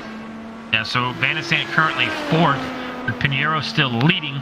R.C. Enerson now moves up to second. David Porcello, who's up 5 spots on the afternoon, finds himself in third. Van de Sande down to fourth. And Eric Troiano is the top 5.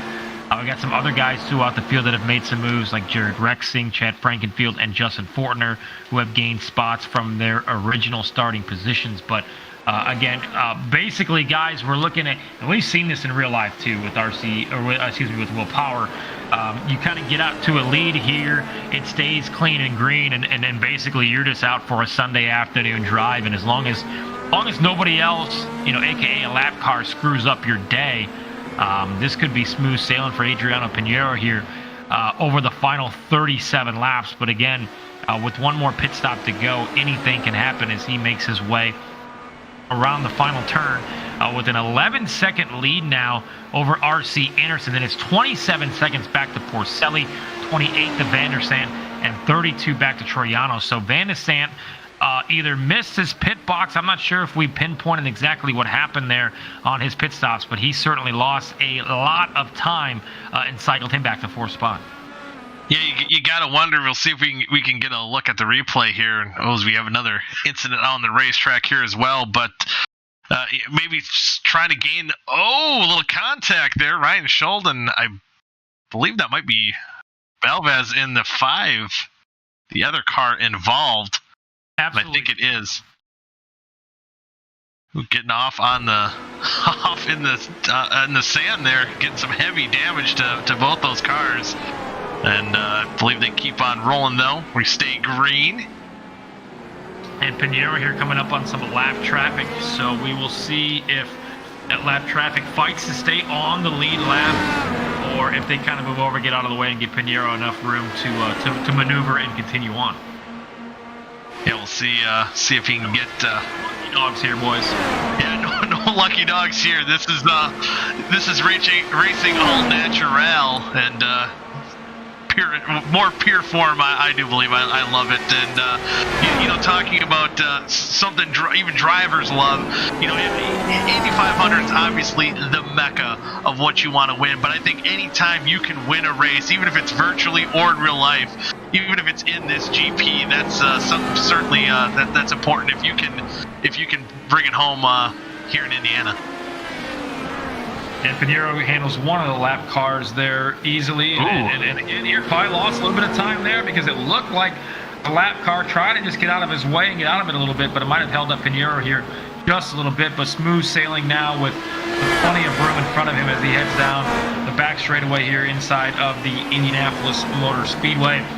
As we are 50 laps into the Warriors for Peace Indianapolis Grand Prix. We appreciate you joining us here as we itch ever closer with qualifications for the Rick Mar Flores Indianapolis 500. That race is in 2 weeks from tonight, Friday night that being, and the next week we will see qualifications and bumping to set the field for the Indianapolis 500 as we watch our leader Pinheiro work through this road course inside of the Indianapolis Motor Speedway. It's been a fairly green flag straight race. We have not seen any yellows. We've seen a couple offs and a couple cars spin, but everybody's for the most part kept it clean. Anthony Ludi and Michael Goodman with us as we're 50 laps in, and we'll start with you, Michael. So far, some of your takeaways here in this Warriors for Peace Indianapolis Grand Prix. Well, I think first off, Pinheiro is again been about as close to perfect as you can get, and he's certainly set that benchmark pretty high for the rest of the competition. We've seen maybe the slight mistakes by R.C. Enerson and Alex Van de Sande, who's been pretty similar speed-wise out on the racetrack. But just trying to close that gap with how smooth Adriano has been so far here tonight, that certainly just speaks to his talent out there on the racetrack, and kind of surprised some guys that maybe haven't moved up as far as I thought maybe we'd see. Guys like Jared Ruxin, we've seen him kind of gamble with some of his pit strategies, and right now just sitting in 11th. He has moved up 3 spots, but I think he was coming to tonight maybe expecting a little bit more. Chad Frankenfield in that 15 is another. Again, he's a guy who probably one of his favorite, two of his favorite probably racing weekends, in the entire planet is going to be, the Daytona 500 in February and the entire month of May down there in Speedway, Indiana. And I'm thinking he probably wanted a little bit better showing here tonight. Still a solid run in 8th, but I think he was hoping for a little bit more here tonight. Yeah, and really with Chad this year, he has not qualified up to his expectations. He's raced really well. He always is a guy on the move, but just hasn't been able to crack into that top 3. It's been a series so far dominated by Adriano Pinheiro. Alex Van de Sande is second in points. He's always a guy to look out for, but a lot of the momentum building here as we'll have qualifying next Friday, and then the Indianapolis 500 coming up 2 weeks from tonight. The gap to second, R.C. Enerson now trails by 12.3 seconds. Van de Sande 27 seconds back. Porcelli is cutting the gap between him and Van de Sande. About 0.7 of a second as of right now. Eric Troiano is 5th, and again, he was running 10th before that first cycle of pit stops. He saved out an extra lap, stretch it to about lap 23. And that moved him up about 3 or 4 spots. So a nice little strategy called there as well out of Eric Troiano. So a clean race so far. Again, we've mentioned we've seen a couple offs, but so far in this Mega Driver 86 IndyCar Series, it's been clean and green. We want to mention at Ethan Riesener on Twitter. He provides top-notch NASCAR content from past to present. Also provides content from IndyCar to Supercars. Make sure you give him a follow. We want to thank our premier partners as well. C2 Freight Services, EDI Services. CDI Freight offers electronic data interchange services, which allows shippers to keep close electronic tabs on their shipments throughout the freight movement process. For more information about EDI services or discuss your needs for other specialized services, please contact C2 Freight. Also want to thank Blue Egg Marketing, the marketing department for small businesses. For your marketing department, small business owners, Blue Egg is your biggest fan. We help businesses punch above their weight class. And also a big thanks to Powerhouse Recycling and the race presenting sponsor, Warriors for Peace. And don't forget to follow Burnout Sports and check out burnoutsports.com for all the latest opinions on the NTT IndyCar Series and the Indianapolis 500. If we could cut here to Adriano Pinheiro, our leader. I have lost my stream here. There we go. Pinheiro, again, smooth sailing.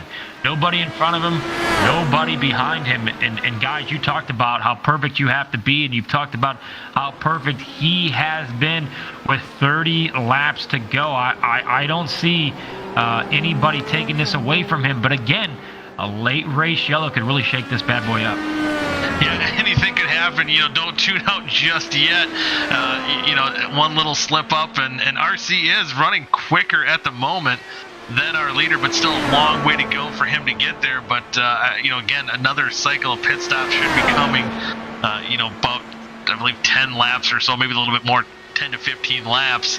But while we have Pinheiro kind of holding a steady lead here, Tony, I believe you're kind of close to the Speedway. I was kind of Twitter stalking you earlier, just kind of checking you out, and I believe you've been at some of the practices here. And as a guy who formerly lived in Indiana, a couple hours north in Fort Wayne, Indiana, was able to go to this racetrack a couple times. Once for the Indy 500, once for the Indy GP, and a bunch of NASCAR races, of course. But maybe just talk a little bit about how these month of May events, even that we're seeing here in Elite, and how big that is in the real life world for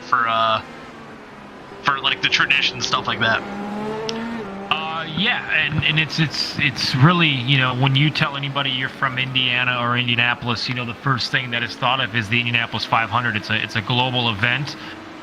You used to have the month of May where it didn't matter what day it landed on, but May 1st was opening day of practice. And you practice all the way up until 2 weekends of qualifying. Now it's a lot more condensed. These drivers only have 6 days of oval practice throughout the month of May. That's why these last 2 days at the Speedway, when they had open testing here in April, were so important to these drivers to really learn things and get the car dialed in. But it really has ramped up. There's so many events and parades and parties and galas and whatever you can think of. People decorate their porches around here. There's parades and Fashion Fridays. So it really starts to ramp up when you turn it to May 1st.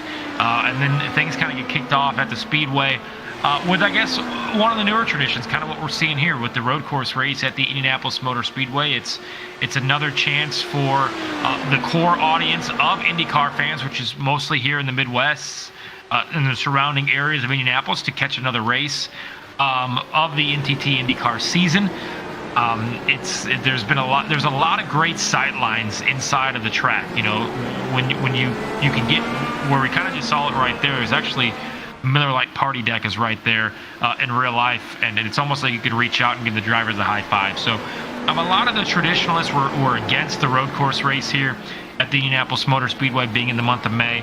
I've enjoyed it. I've been to every one of them. I went to the 2 Harvest Grand Prix that they had at the end of the 2020 season, kind of right there towards the end of the pandemic that they had on the Friday and Saturday. So I would like to see it spiced up a little bit, because the race can get stretched out, and maybe run this configuration that we're seeing here in today's Warriors for Peace Indianapolis Grand Prix, because this is a little bit faster, and it really makes that sweeping turn, which is oval turn number 1, a lot more exciting to watch, and it kind of shakes things up when it comes to pit stops and the in and out laps. So Yeah, but it's it really starts to ramp up here over the next couple of weeks, and we get all excited in those couple of weeks of May, and then all of a sudden Indianapolis 500 is over, and we don't know what to do with ourselves. Jared Ruxin, a guy that was on the move, looks to have some damage here.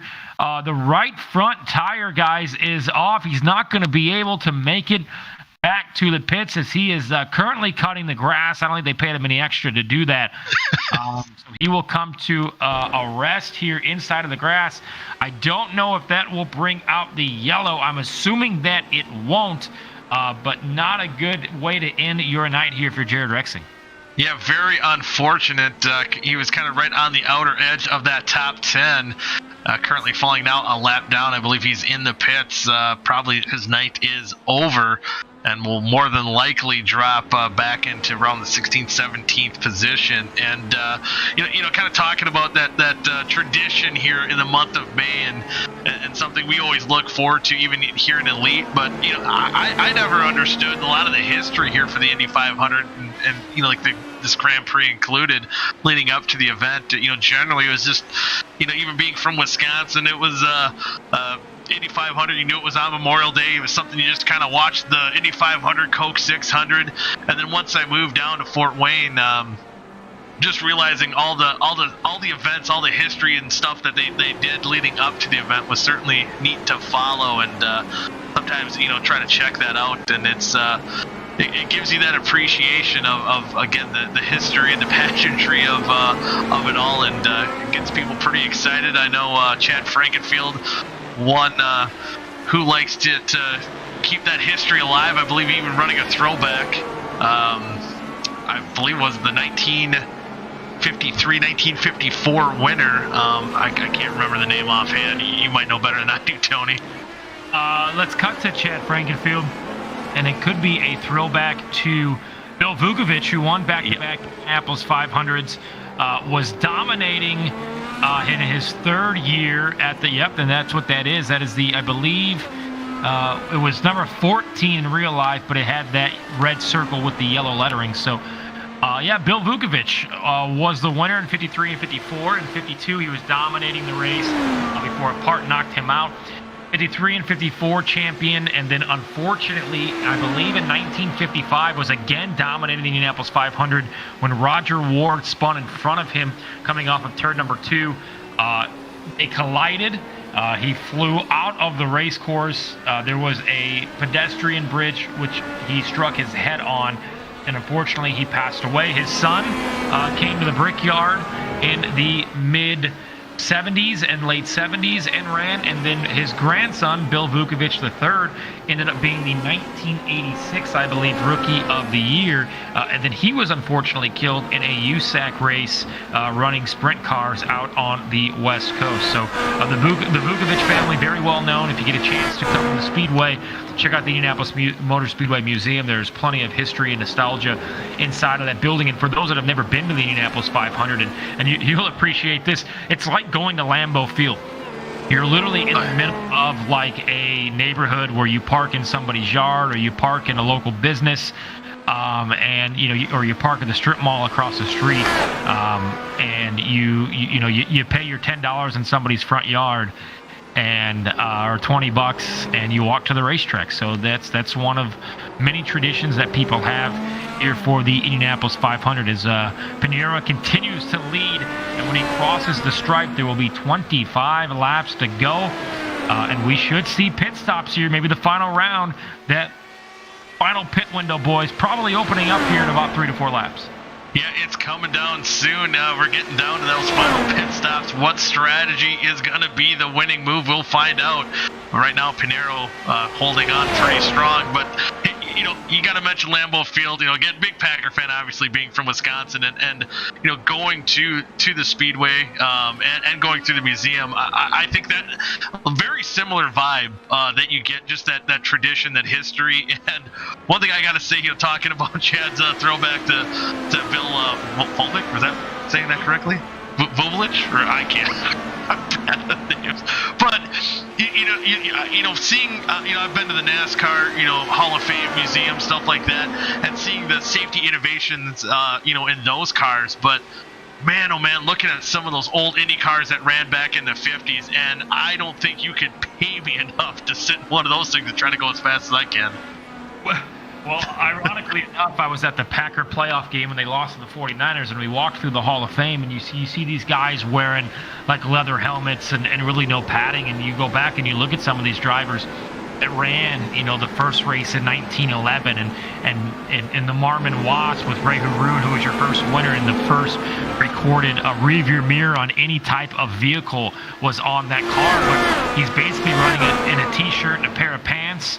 And a leather cap that really isn't going to protect you from much. That's why we saw in the heat a lot of these cars and a lot of these drivers in the 20s and 30s and 40s go to relief drivers or have a riding mechanic with them to kind of help them. So, yeah, there's a lot of traditions. There was a driver that drank champagne throughout the day to make it the distance in the 1935 when Louis Meyer won his first Indianapolis 500, and at the end of the day asked for a bottle of buttermilk because his mom told him that's going to help him stay hydrated and quench his thirst at the end of a warm day. And that's kind of how the milk tradition started for the winner of the Indianapolis 500. And back in, I believe, 2015 was the first ever, might have been 2014, but it was the first ever road course race here that was built to run Formula One. And you had 4 Formula One races at the Indianapolis Motor Speedway back in the early 2000s, and it really had kind of sat untouched. And then they decided, okay, let's run a road course race inside of the month of May to kind of gear up for the rest of the month. Give these drivers and teams an extra race, because 90% of these IndyCar drivers and teams are based here in Indianapolis. Penske is obviously located in Charlotte, North Carolina. Meyer-Shank Racing located in Ohio, and Dale Coyne Racing located in Chicago. But outside of that, everybody is located here. So from a travel standpoint and trying to keep costs down while adding another race, you have this race, and it's been one that has seen sunny, warm days, and there's also been races where it's been 45 degrees and it's been rainy and cold. But I'll never forget the year that it rained back in 2019, and Will Power was dominating, and when the rain came, Simon Pagenaud absolutely just put on a clinic on how to race an IndyCar in the rain, which they do on the road and street courses. And he charged his way to a late race battle with his teammate Will Power to pick up the win. He obviously went on to sweep the month by scoring the pole the following weekend and then scoring the Indianapolis 500 win 2 weeks after the Grand Prix win. So yeah, starting new traditions here in the month of May at the Indianapolis Motor Speedway. Yeah, I'll be curious to see if we can see maybe another sweep here in the Elite Series, as Pinero still holding on. That lead dwindling a little bit though, now under 11 seconds, about 10.73, well, 10 3/4 seconds. That lead has dwindled down to just a little bit, but you got to wonder, Pinero's, he's going to try to pull off that perfect month of May, see if he can get that pole next week and maybe get that Indy 500 in a couple weeks. As of right now, he looks like be the guy that could get that done. He certainly is off to a good start in the season, leading the points with a couple wins. So he's always fun to talk to at the end of the race. He's got 22 more laps, and it looks like one more pit stop to go before he has this thing locked in. And guys, as we talked about, as we see here, you just hope, and we did see it there, that these lap cars kind of give him the respect and kind of get out of the way and don't slow him up anymore, because we have seen that gap now shrink to about 10 seconds back to second place R.C. Anderson.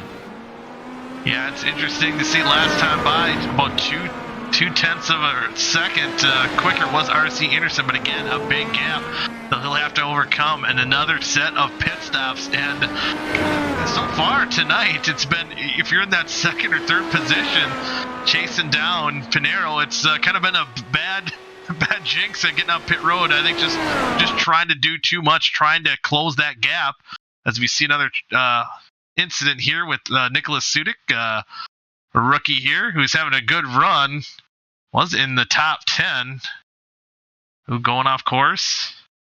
And we are late into this stint here where the tires have dropped off, boys, and the fuel has burned away, so you got a lighter car with less grip.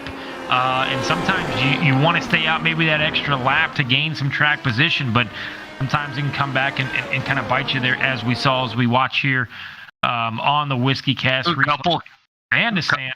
Pit stops, here they come. coming in. So this will be certainly that final pit stop. And with 20 laps to go, these guys could pretty much go full bore. Don't have to worry about saving any kind of fuel. You're inside of the window here to make it the rest of the way and make it to lap 85. Yeah, one thing, we're just watching that Sudik kind of spin just a few moments ago. It is just kind of crazy that, being a stock car, I've ran road course racing. It's not my forte. You drive the corner a little bit. You just keep hitting the brakes, and usually you can kind of drive yourself out of it.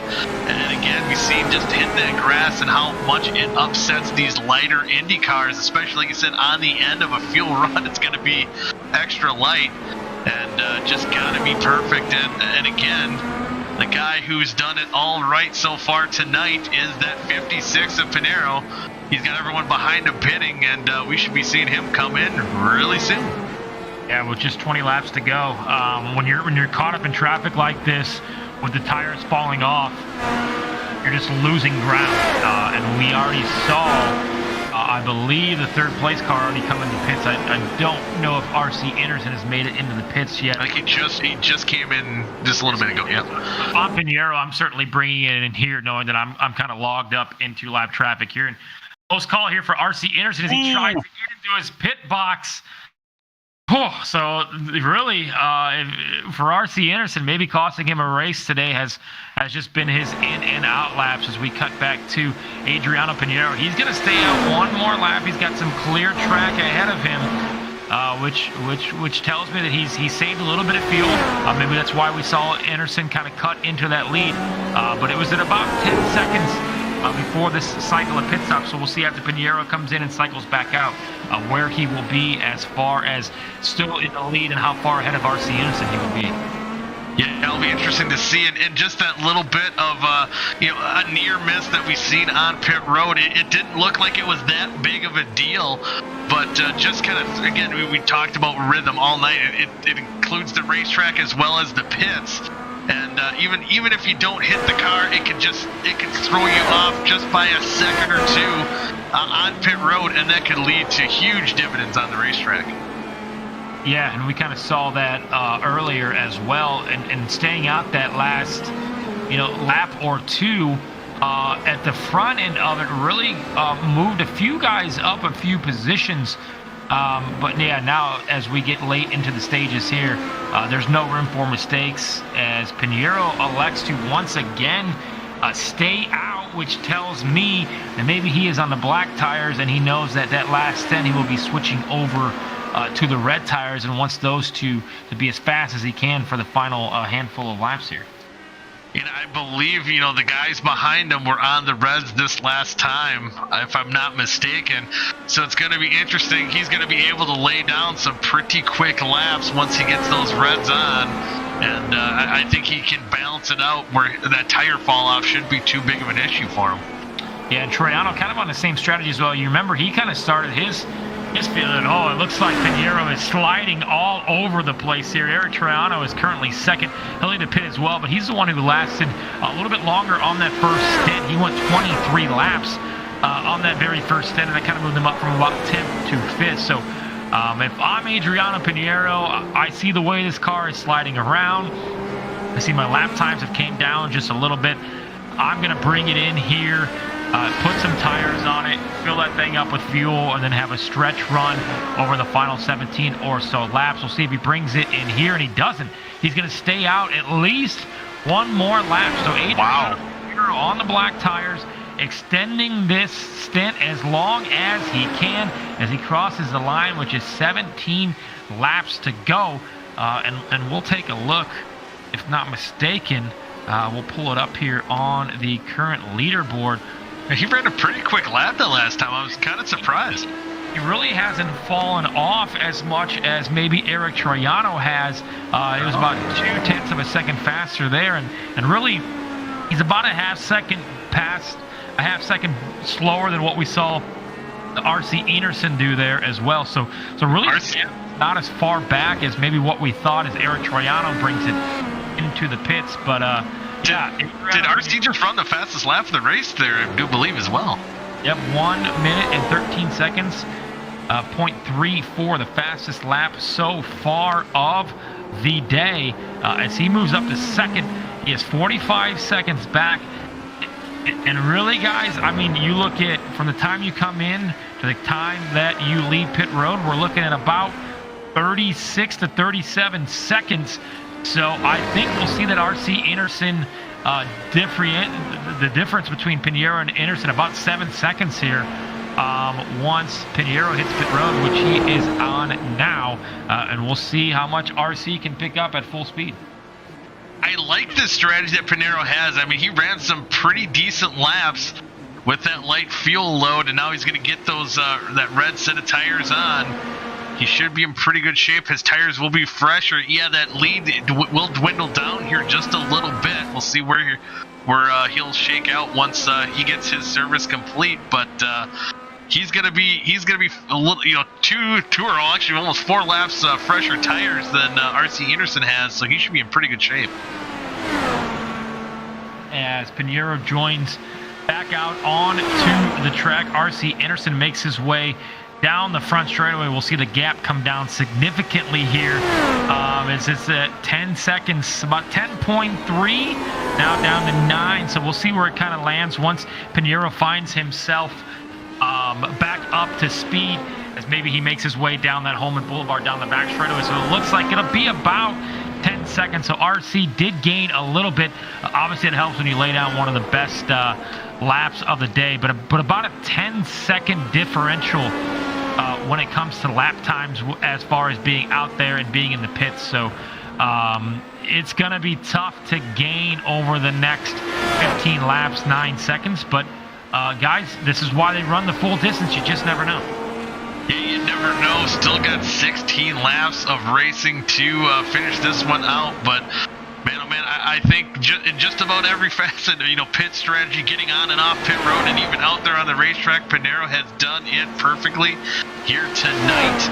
And again, just it was crazy just watching his car. We were mentioning how upset his car looked right before he hit pit road, but the lap times, I think that's that kind of plateaued. That closing of the gap that RC Anderson was going to have on those fresher tires was Pinheiro getting everything out of the car that he possibly could before he hit pit road.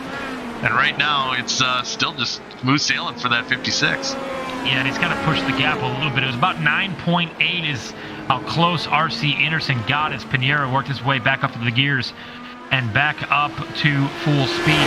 And now it's right at 11 seconds, so he's really picked up the pace. So at this point, if you're RC Anderson, you just keep pushing. Maybe something happens in front of you. You just stay consistent and stay fast. If you're Alex Van der Sant, you're 37 seconds back of the lead. You're about 27 seconds back of second. You got Eric Troiano behind you by about 3 seconds. So if you're Van der Sant, you're not going to gain in the points when it comes to Adriano Pinheiro, but you can certainly lose some more distance to him if you were to fall back to Troiano or Presley Sora or maybe even David Porcelli. So Alex Troiano, a great run. The strategy kind of worked in his favor. He started this race from the 6th position, fell down to about 9th or 10th, but then a strategy called to stay out a little bit longer than everybody on that first stint. And there we see Jared Ruxin having some more issues. Looks like maybe got on that curb a little bit too much on corner exit there, and kind of got sideways, had to stop and get recollected. So a bad night, getting a little bit worse for that 10 car, currently sitting in that 15th position. Kind of surprised he got back out on the racetrack with the damage that he had earlier. And we talk about the gap for Adriano Pinheiro. He just laid down a blistering, the best lap of the day. Wow. At 1 minute 12.78 seconds. That is 6/10 of a mile an hour faster, or 6/10 of a second faster than RC Anderson's top time. So Pinheiro's got those fresh tires. He's on the reds, and he is absolutely putting down some banger laps to pull away here late in the stage of this going. Again, questions that me and Anthony had about these red tires with how hard it seems like Pinheiro's pushing it on these red tires. I'm assuming that would make him wear it a little quicker. Would that make this car a little bit rough to handle, in the closing laps here? Yeah, and it seems like Pinheiro kind of timed it out perfectly, where he knew, okay, I'm going to have a little bit lighter load of fuel, and I'm going to have this very, very grippy, for lack of a better term, grippy tire here for the final 10 to 12 laps, and now obviously he came out on about lap 71, so there was about 14 laps then. So smooth sailing ahead of him. And really, I mean, there's nothing else to say but just a magnificent drive here for Adriano Pinheiro with just 13 laps to go. Let's go to RC Anderson, who has nobody behind him. Some lap traffic in front of him. We'll see how he hits that over the next couple of laps. Alexander Van de Sant currently in the 3rd position. He's a little bit ways back of the 2nd place running RC Anderson as well.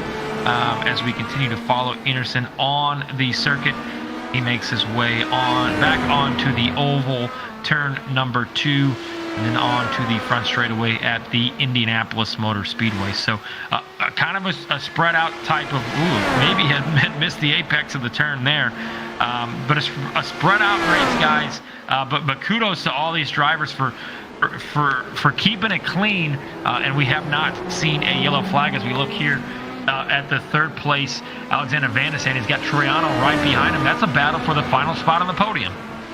Yeah, a battle indeed. Troiano, what a masterful job, and running relatively quick laps. He ran a 1:13.73 last time by, quite a bit quicker than Alexander Van de Sant. He's right in that slipstream going down the front stretch there. And Alexander, he's in defense mode right now, trying to hold on to that podium spot. Yeah, trying to snake his way down the front straightaway to break that draft that Troiano has. And here's where you got to be clean through these turns, as Troiano's looking for a podium finish. And Van de Sant is currently 2nd in the points, is trying to hold on to this with just 12 laps to go. The gap to the leader, Pinheiro, and a little check up there. And it looks like we might have a battle as Troiano is all over the back of Van de Sant as they head down that Holman straightaway here. Yeah, it's going to be tough work for Van de Sant to hold off Troiano for another 11 laps. But he's going to certainly try here as we are winding down the Warriors for Peace Indianapolis Grand Prix. Thank you for tuning in here to the Elite Racing Network. And this is going to be, I think, a heck of a battle here as the laps close down. And man, oh man, Alexander is going to be, especially coming right here into turn 1, the turn 1 oval here, going down the front stretch.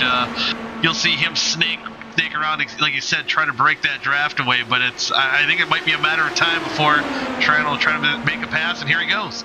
This is where Troiano has seemed to have the better positioning, but the brake zone here, who can outbrake who going into 1, looks like it will be a battle to touch. And we've got a spin.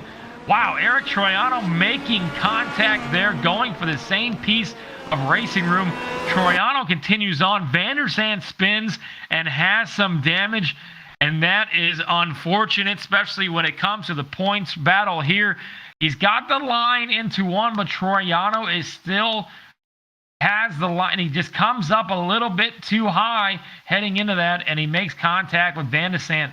Looked like a racing deal there, but Troiano just kind of drifted up off the curb. He'll continue on in 3rd, and we'll see how far back that Van de Sant falls, as he is currently now 5th, so he's lost 2 positions, and that'll certainly shake up the points as he was 2nd behind his teammate who is dominating this race, Adriano Pinheiro. I gotta wonder too how those 2 cars are gonna handle now after that contact. And just it appears from that replay that we've seen Troiano come up a little bit. It seemed like again, both these guys trying to be aggressive, and even Alexander maybe coming down a little bit on the racetrack, as now Alexander loses another spot, gonna fall back into the 6th position.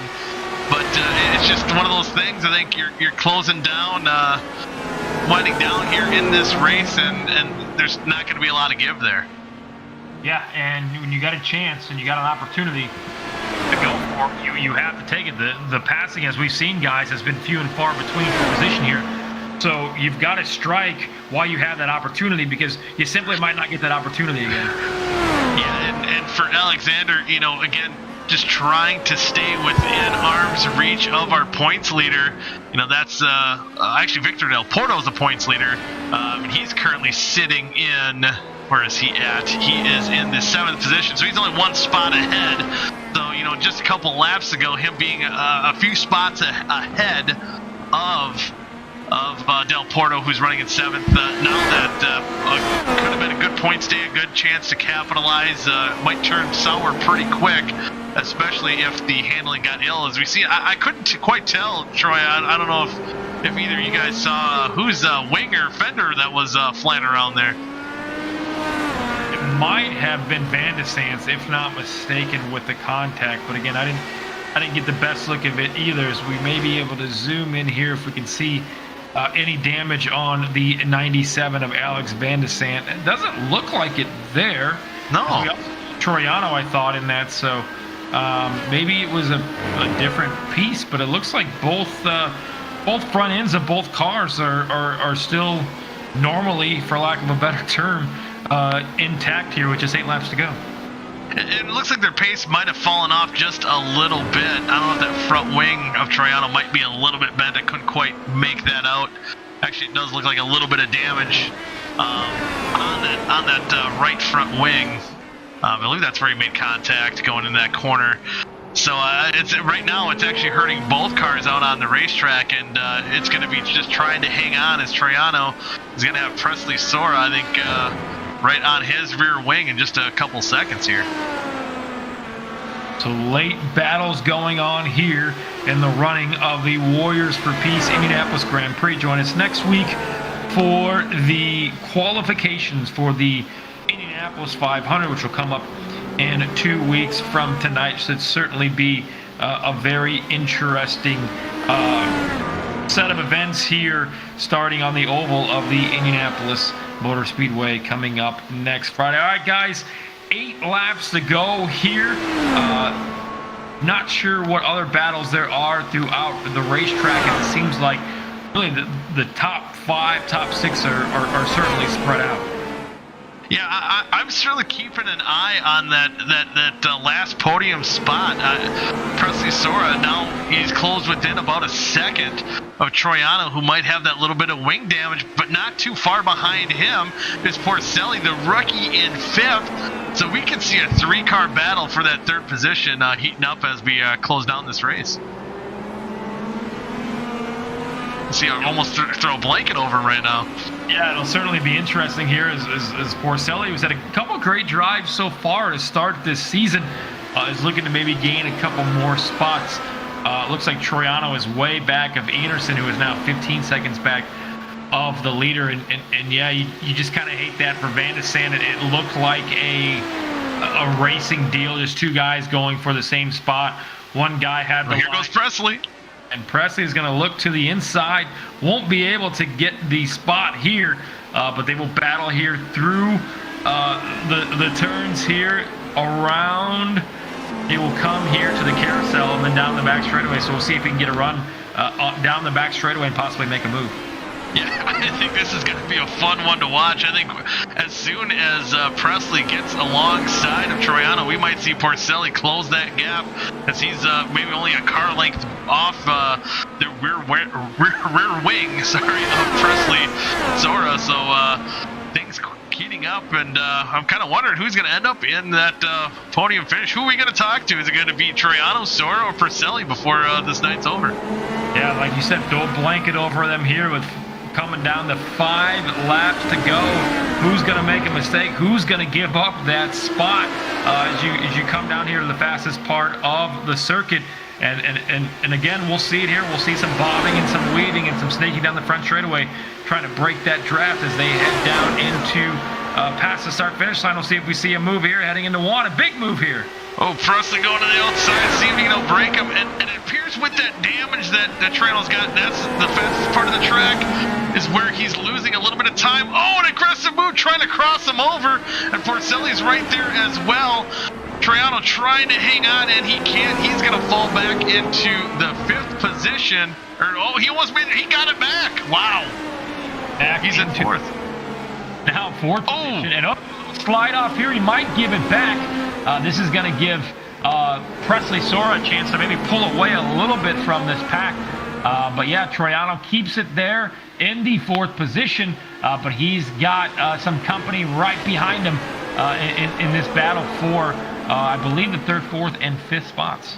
Yeah, and if you're Porcelli, you want it. You know, you were just right there, right behind Presley, and now maybe Troiano with that damage holding him up a little bit. He's going to be looking, coming out of the corner here, trying to go down into oval turn 1, trying to get around him as quickly as possible and try to run down Presley for that 3rd spot. Let's see if he can do it here. As they head down the main straightaway, 5 laps to go at the line. He will dive to the inside. Can Troiano hold him off as they head down into turn 1? No crossover move here as he loses a little bit of time.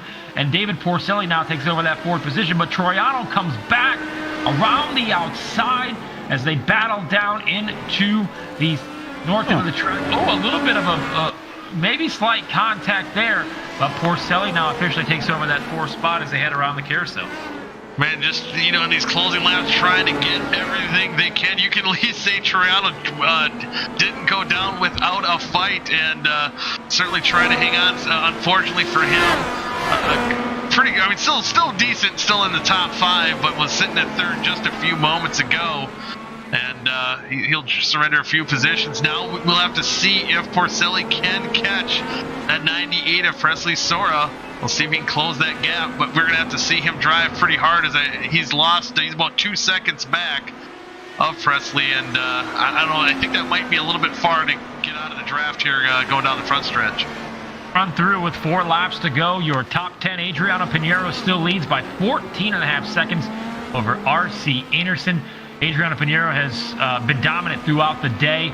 3rd place now, Presley Sora. That's where he started. So the top 3 all started in the positions that they currently run. Then David Porcelli is up 4 spots. He is 4th. Eric Troiano now down to 5th.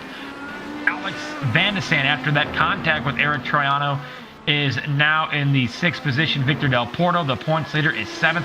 Nicholas Sudik is 8th. Chad Frankenfield runs 9th. And Justin Fortner round out your top 10 as 82 laps are now in the books. Just over 3.5 laps to go for Adriano Pinheiro, who continues to have a comfortable 14.5 second lead. Presley Sora currently 3rd, as mentioned. David Porcelli now up to 4th after that battle between him, Sora, and Troiano. Yeah, closing that gap maybe a little bit, Porcelli, but I don't know if he's going to have enough to catch the 98 of Sora. It's going to be interesting coming to 3 laps to go, I think, for these guys. I think Pinheiro already got that, so we'll be coming to 2 laps to go next time by. And as far as our leader, Adriano Pinheiro, all he has to do is just be smooth and take it easy these last couple laps. Doesn't look like there's too much lap traffic in the immediate future. Maybe is he going right into the turn 1 oval, but for the most part, looks like he's got some pretty smooth sailing ahead. Adriano Pinheiro with a 12-second advantage over R.C. Anderson with 2 laps to go here in the Warriors for Peace Indianapolis Grand Prix. Guys, thank you so much for joining us. Some of your thoughts throughout the race here, maybe some things that surprised you over this 85-lap race. You know, just seeing someone dominate, this much, I was kind of surprised. Again, R.C. Anderson, a guy who's, done this at a professional level. He does this in real life, and even some of the mistakes that he's made, and, that no matter who you are, where you come from, you can make those mistakes and cost yourself even in the virtual world here. And it's been a pretty good show here so far. It maybe hasn't been the best side-by-side racing, which you're, not going to see too much here at a road course, but love the strategy and just love the performance right now that Pinheiro's been putting on so far.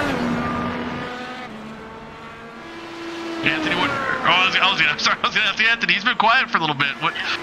What's your takeaway here, Anthony? Yeah, I'm just taking it all in, man. I think it's really awesome to be able to get a visual of what happens behind the scenes here. So I'm just being a sponge right now, taking it all in. But I've got to say, the consistency of these top two drivers tonight has been absolutely in a league of their own. It is incredible. We're talking a 48-second gap between the leader and third place. That is just downright impressive. And the consistency of the lap times between this top two has been unmatched. I'm just in awe of the talent and just the focus that it takes to get around this place. The final lap here of the Warriors for Peace Indianapolis Grand Prix. Adriano Pinheiro, an absolutely dominating day. The only laps he didn't lead were during the cycles of pit stop. And we will see as he comes down the Holman Boulevard for the final time. A sharp left here, a quick right. The lap traffic in front of him shouldn't be a problem. And Adriano Pinheiro going to grab another win on this 2022 season for Elite Racing League and the Mega Driver 86 IndyCar Series. Off of the final turn for the final time, Adriano Pinheiro will see the double checkered flags. He will give you a little bit of a salute here, and he will take the win at the Warriors for Peace Indianapolis Grand Prix in dominating fashion. Adriano Pinheiro, your winner. Yeah, what an awesome performance by Adriano, picking up the win here tonight. R.C. Anderson just crossed the line. He'll be scored in the second position. And he was closing the gap here a little bit. Porcelli, it looks like he's just going to come up a little short. And it looks like Sora is going to take that third spot once they cross the line. And again, what a race for that 56. And then we see Presley. He'll be getting that final podium spot, so we should be talking to him in just a little bit. And be curious to what these boys say about what momentum that will bring, going into the next couple weeks for the once we hit that oval. Adriano Pinheiro, your winner. R.C. Anderson comes home second. Presley Sora is third. David Porcelli finishes fourth. Alex Van de Sant, after having a podium run, finishes fifth. Eric Triano is sixth. Your points leader, Victor Del Porto, seventh. Nicholas Sudik comes home eighth, and Chad Frankenfield comes home ninth, with Justin Fortner rounding out your top 10, as we will try to get a word with Adriano Pinheiro, your winner here on the road course at the Indianapolis Motor Speedway in the Warriors for Peace Indianapolis Grand Prix. Just again, I think Anthony hit the nail on the head. Just the concentration by the 56, the smooth driving. He just did everything right here tonight, and awesome. We'll see him burn it down here a little bit. Try not to hit the wall. That's got to be difficult too, and he's about doing that perfect right now. Awesome job for Pinheiro, getting his first victory here of the season. Had some strong runs. He's been on the pole for a bunch of races and finally able to break it into victory lane. I'm sure he'll be one happy man once we get him up here in the booth. Yeah, Adriano Pinheiro puts it all together, gets his first victory of the season in the Warriors for Peace Indianapolis Grand Prix as he burns it down past the yard of bricks at the Indianapolis Motor Speedway. And we'll see if he is ready to go with us here for your winning interview after the Grand Prix. 85 laps in the books. Adriano, if you can hear me. We do have Presley up in the booth coming up in the booth right now. We don't have Adriano at the moment, but he'll bring in for you, Tony, the third place finisher, Presley Sora. Presley, a good run for you today. Kind of a battle there down the stretch. Your thoughts overall in the race, and then battling to that podium finish there late. Yeah, that podium battle was really fun. I was pretty far back at one point. I didn't think I was going to catch him, but I think they got together at one point, and I don't know if Eric had any damage there, if it just killed the tires, but I was able to run him down pretty easily. And then once I got around him, I was in pretty good shape. I didn't think I was going to get caught. I think I pulled about a 2-second gap there, and actually the gap was closing coming to the line, but I kept it steady about a second and a half. We expected this race to stay green as long as it did, and we didn't even see any cautions over the 85 laps. Yeah, I think it went green the whole race last year too, so I was kind of expecting it, but it's a tough race, 85 laps, no cautions. I mean, you're constantly wheeling it, and there's not really any break.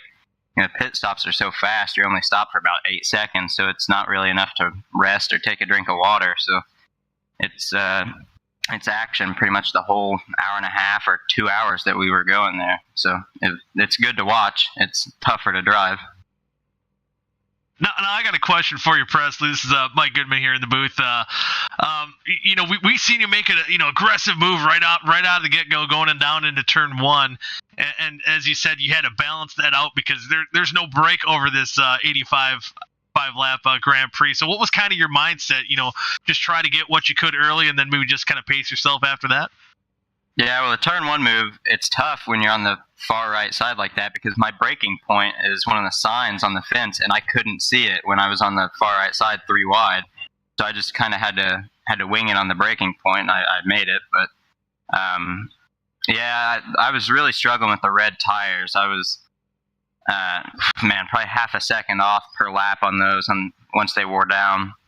So I ran the blacks as much as I could because for some reason, even though they're the slower tire, I was way quicker, even early on in the run. I could only make the reds last for maybe 2 or 3 laps, and then after that, I was way far off. So once I got the blacks on, we had the run to the end, last few pit stops, then I was in good shape.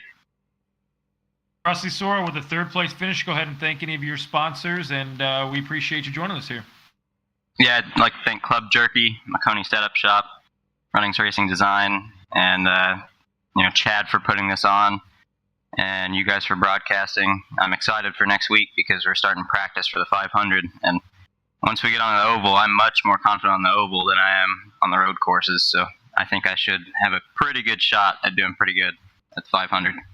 Watch for him next week in the number 98. Presley Sora finishes 3rd here in tonight's Warriors for Peace Indianapolis Grand Prix. We'll see if we have our winner ready to go. I'll wait for the word. Right now, I think we're still currently waiting. I'm trying to get the Presley in filed out of the booth here, but currently waiting for the winners. Maybe give them a couple more minutes, but all in all, again, like Presley said there, Tony, now we got the Grand Prix in the books. Now that mind shift, turns to practice and qualifying and stuff kind of leading up here to the Indy 500 coming up here in a couple weeks. I know these guys are just got to be getting excited here as it nears. Yeah, and it happens in the NTT IndyCar Series. It happens here. You don't want to overlook the races before you get to the month of May in Indianapolis Motor Speedway, right? You don't want to overlook Barber, and you don't want to overlook the Indy Grand Prix. But now, as you mentioned, it's in the books. You can't go back now. The 85 laps are complete. Now you can turn your sole focus on the one race that everybody wants to be a part of, everybody wants to qualify for next week, and then eventually have a chance to win it in 2 weeks. The Rick Marr Flores Indianapolis 500. So a great run tonight for Adriano Pinheiro, who picks up his first win of the season. RC Anderson comes home in 2nd. Yeah, and we'll see. I don't know if they're going to be joining us up here in the booth, but I think one thing to look out for, kind of setting that benchmark now. We talked about it during the race. Can he pull that Pagenaud, sweep off here in the month of, end of April, month of May kind of events here for the Elite Racing Series? We'll find out, and I think it's going to be something. Get your popcorn ready. It should get interesting. Absolutely. So we've got an action-packed couple of weeks coming up for you here on the Mega Driver 86 IndyCar Series, part of the Elite Racing Network. Guys, thank you so much for joining us. It was one heck of a race, a clean race, a green race. Adriano Pinheiro is your winner with RC Anderson coming home 2nd, and Soraya 3rd, Porcelli 4th, and Van de Sand rounding out your top 5. We want to thank again all of our sponsors and supporters here of tonight's race. Qualifying for the Indianapolis 500 comes up next Friday, with the Indianapolis 500 coming up in 2 weeks. Boys, we'll let you kind of wrap this thing up and give us your final thoughts. Final thoughts, this is kind of the thing to kick off the month of May. Kind of excited now that we're here. It's something that's been hyped up in the elite racing world for a few months now, and now it's finally here. And I was glad to be up here in the booth to be a part of it. Thank you guys for being up here with me, having a good time here tonight. And my mindset will shift from up here in the booth to going down there in the oval, and I hope I can get in and get in this 500. It's been a few years for me, and I'm looking forward to it. Anthony? Yeah, absolutely, guys. I learned a lot tonight. I think that goes without saying. One thing that I learned tonight is consistency. Consistency won this race. Those top two were absolutely flawless all night long. That performance was absolutely incredible. The other thing I learned was how damn good you guys are in the booth. You guys were so entertaining tonight, full of knowledge, and there was never a dull moment to where anybody would want to tune out, and that's what makes me want to be a part of this. So thank you guys for allowing us. Thank you, the league, for allowing me to be a part of this, and you guys did a wonderful job, just like all the racers tonight out on the track. Again, thanks to all of our sponsors for tonight's event, including Blue Egg, Warriors for Peace, Powerhouse Recycling, Burnout Sports, CD2 Freight Services, and EDI Services. Another great running here of the road course of the Indianapolis Motor Speedway. We have qualifying coming up next Friday in the Indianapolis 500 on the Elite Racing Network 2 weeks from tonight. For Anthony Ludi and Michael Goodman, I am Tony Donahue. Thanks so much for spending your evening with us. Until next time, have yourself a great rest of the weekend.